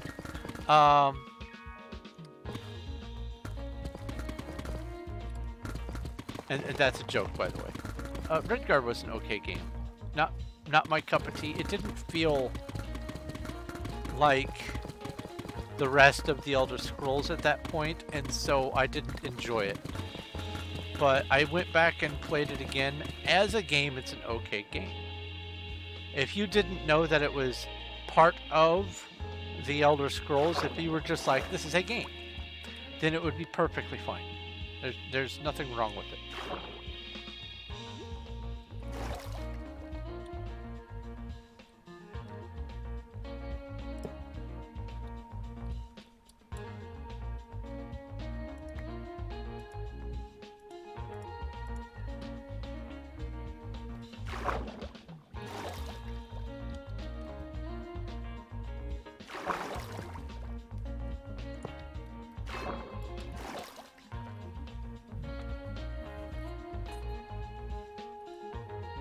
On the flip side of that coin, though, because Skyrim exists, if I have to choose between playing Redguard and Skywind, or Daggerfall and Skywind, or Morrowind or Oblivion and Skyrim,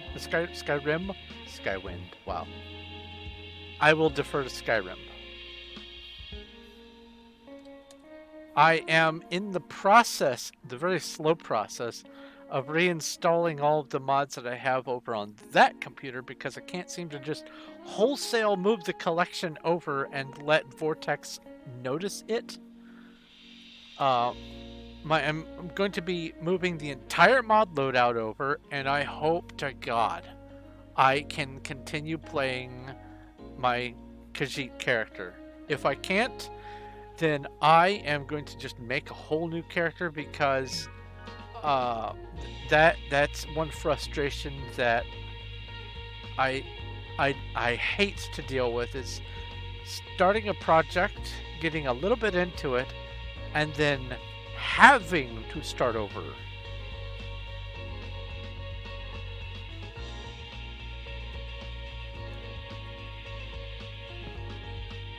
And I'm not talking about roguelike games. That's the intention of that game. I'm talking about that whole, haha, you spent all this time working on this project. Psych!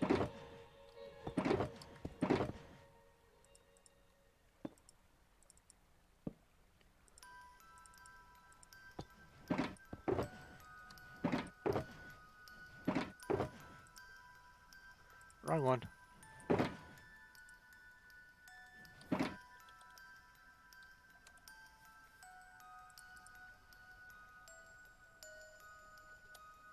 Need to do a little tidying. Oh, do I have to do even more tidying than I think? Yeah, I have to do more tidying than I think. Oh, ouch. Just a little bit of tidying, just a smidge.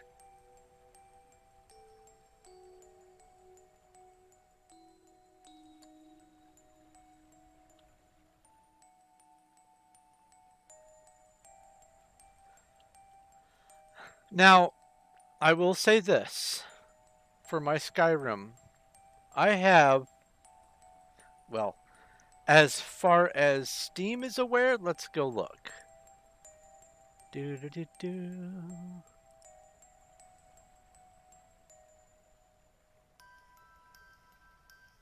As far as the special edition is aware, I have 1,558.1 hours. That's up to special edition. This doesn't keep track of the previous editions. And it also doesn't keep track of all the Skyrim I played offline or outside of Steam. I love me some Skyrim. But when I discovered mods for Skyrim were so fantastic, I mean, back in Morrowind and all that, the mods were okay. Don't get me wrong. But now, it's every good mod that comes out is its own DLC, basically. It's a whole freaking game. And it is just glorious to immerse yourself, especially if it stays generally in universe and lore friendly. I don't want to do sci-fi time travel stuff. If I wanted to do that, I'd play Fallout. But in Skyrim, there is so much that has been done for so many of these huge, massive mods that it makes it so that even if I do lose a character, I don't mind starting from scratch because it's a whole new experience every single time.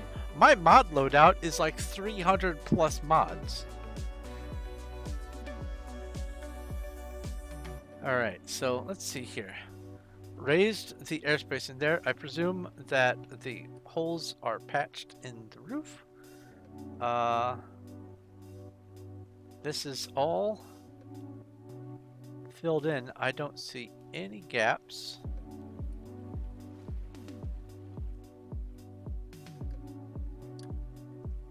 Nope, that's just not grown yet. There's no gap there. What's this? Nope, there's one there.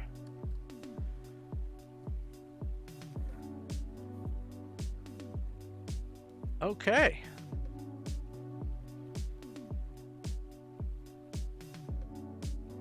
So what's something else I want to take care of before I get near the end of today's stream? I wanted to see if you can use cactus as I have spare cactus in the chest up here as a furnace fuel. Because if you can, then I'm just going to be thrilled to death.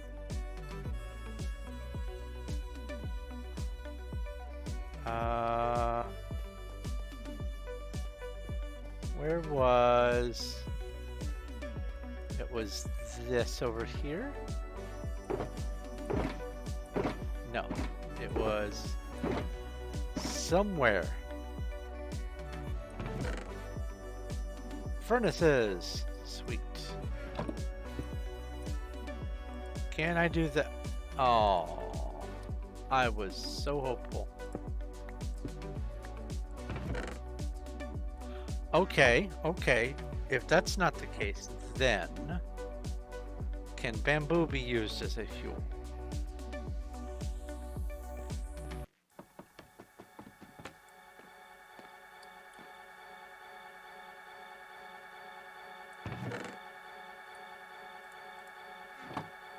That was not a furnace.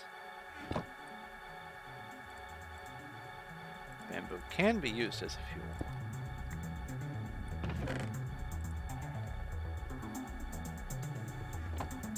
I was about to ask a question, but it's self-answering.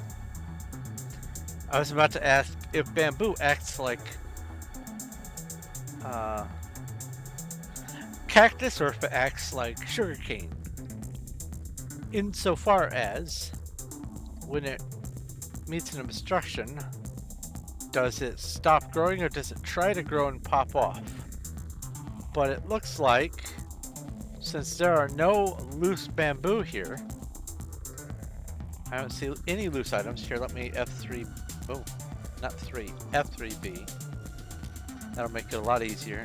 There are no loose items, so they do not do the cactus behavior, which is fine. I was hoping to be able to set up some sort of fully automated farm where bamboo could be used as fuel and cactus could just be cooked with it, but that would require some mechanisms, and I don't want to have a ka-chunk machine.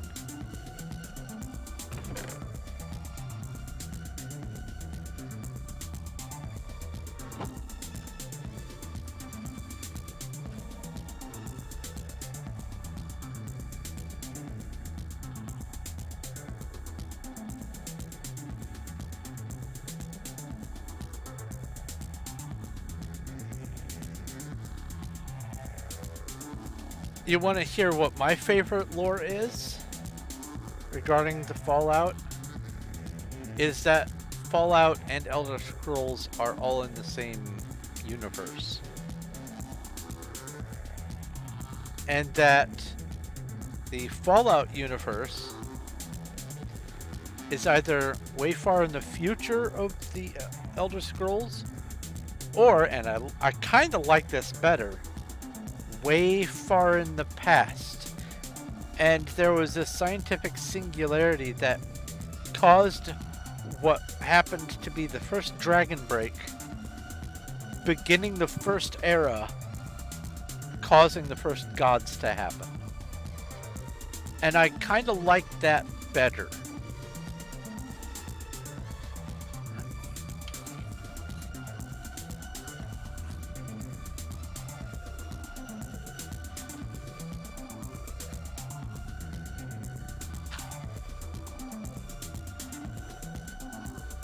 Now, most people would think all of the fantasy stuff would happen before the modern tech, So like the Age of Man from Lord of the Rings, it's set on Earth technically, and Lord of the Rings is the dawn of the Age of Man, and eventually all the other races die off, and here we are. All the magic leaves, the elves go to the Grey Isles and all that kind of stuff, and the old makes way for the new. And technology just advances. Well, there's no reason why it can't be the high tech first, and then just something happens, poof, and it goes from tech to magic. There's no good reason why it can't go the other way. It's all fiction anyway.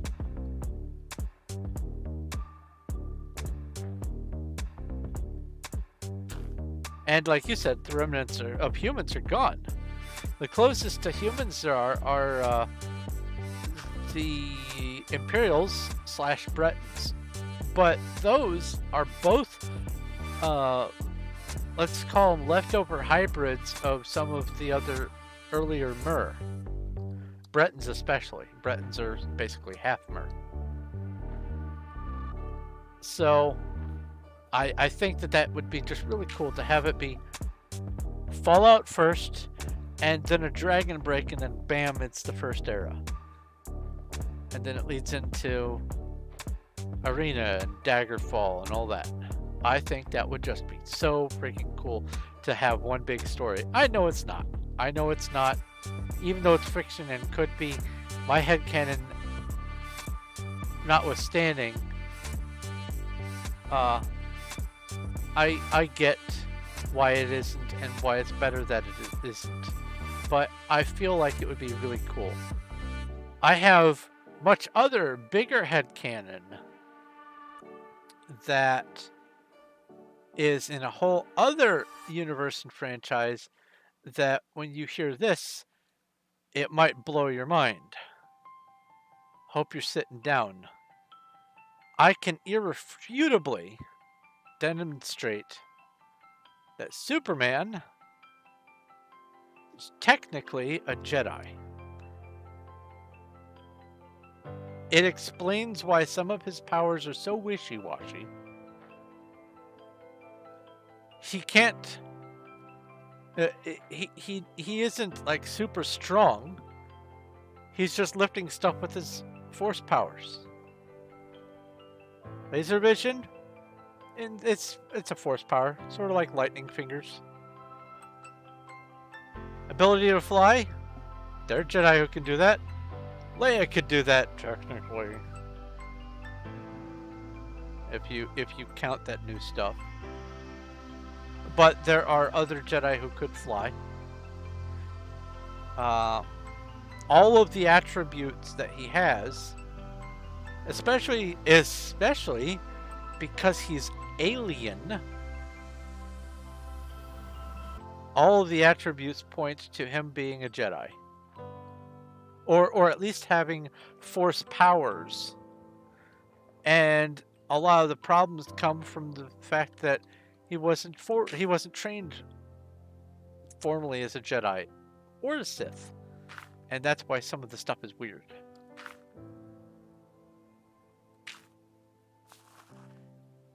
And there are a lot of...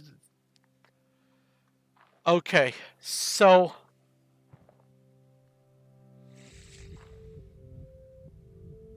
even some of the weirder, just off-the-wall, bizarre Superman superpowers.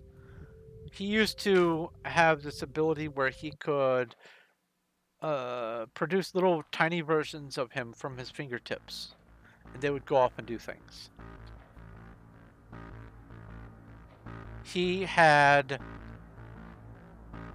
some of the most bizarre one comic or one episode superpowers that are just off the wall. And even some of them, not necessarily the little Superman from the fingers trick, but even some of them could still be construed as being force powers.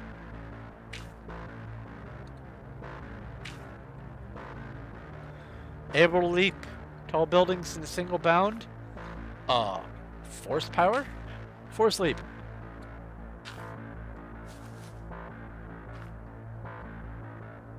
But yeah, there's better headcanon that has a lot stronger possibilities.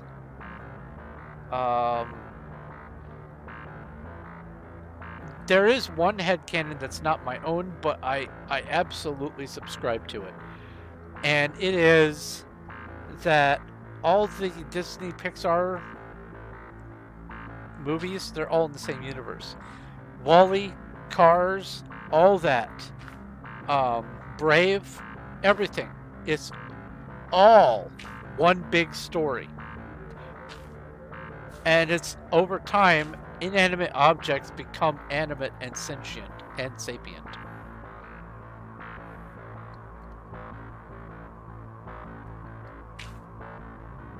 And if you follow that rabbit hole, I'm warning you, it's a big one. Just letting you know, if you decide, I'm going to look into that. Bring some popcorn.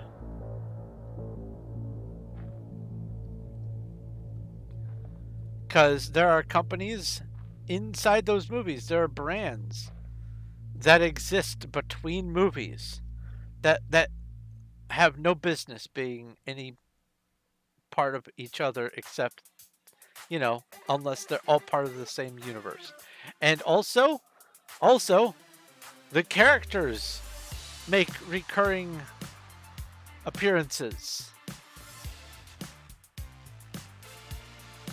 Like, I never remember the girl's name, Boo or something like that, from Monsters, Inc.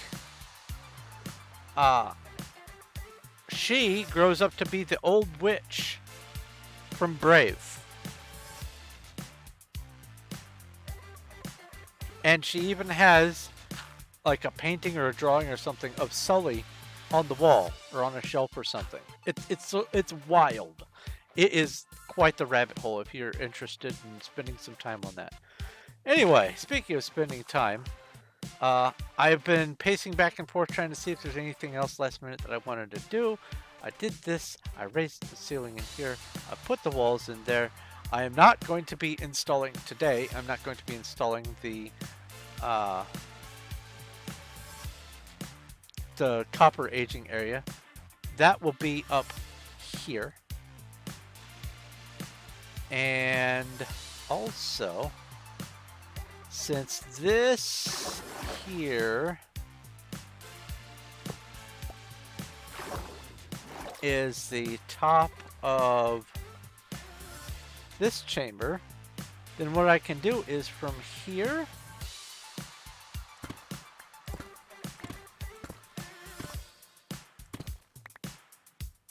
to here, all of this height can be set aside as the cactus dual farm. And I might do that between streams. We'll see. Maybe I'll do it for next stream. I don't know if I'm going to be streaming on YouTube tomorrow. Tomorrow's Friday. Fridays, Saturdays, and Sundays are wild for me. I will probably be streaming on Discord. I will potentially be streaming, trying to figure out how to get comfortable playing Space Engineers. I almost called it Space Invaders. I know how to play Space Invaders. I love Space Invaders. That and Galaga. My wrists are aching just thinking about Galaga. Well, and also, my wrist is aching because it's in a brace. But, that's beside the point. Anyway, let's do this and go, boom. Put some light up here.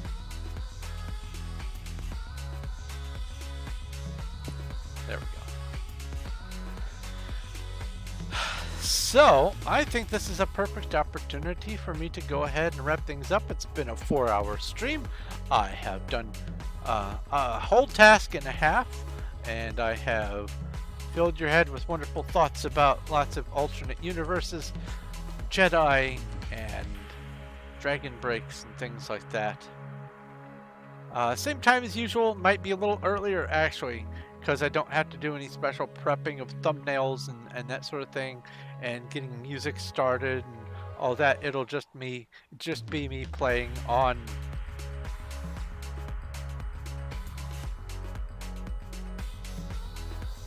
Is Junebug supposed to be bouncing? Were you leaning on the space key?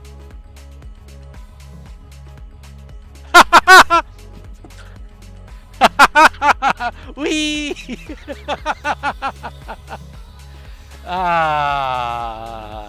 You're silly. I love it.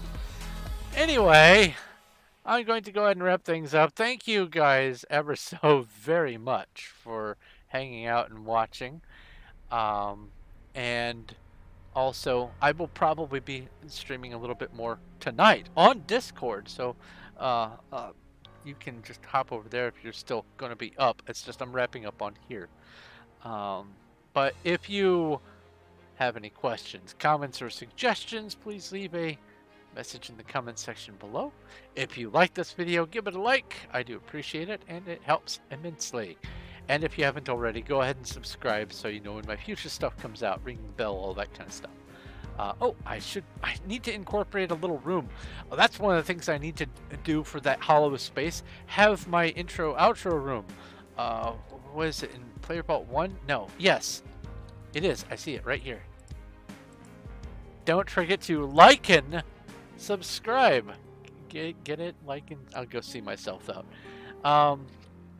Anyway, I'll put this here so I can forget it's there. If you are interested and want to hang out on Discord, I have a link for that down below. All you have to do is pick a role once you get there. Otherwise, it'll just be you showing up. We go, hey, someone's joined, and then their name never changes color, and we go, well, that was shortly lived. But there are two roles that you can pick, YouTube or Performium, and either one will give you access to all the rest of my Discord. There's lots of stuff to do. There's actual bot games. There's an inundation of literally hundreds of different YouTube channels being piped into different parts of my YouTube, so that there's never going to be a shortage of things to watch or to do. Most of us over there are lurkers, but if you start a conversation, we will participate. And like I said, I do tend to hang out and or stream at least once a day, if not several times a week. But that's separate from the YouTube streaming. It won't be concurrent. I don't think you can do it concurrently easily anyway. But yeah, that's going to be it for me for this stream for today. So thank you again ever so very much for watching. This is Storm of Night, and over there is Little Cuddles and her Junebug over there jumping. This is a lot of glowberries. And I will talk to you later.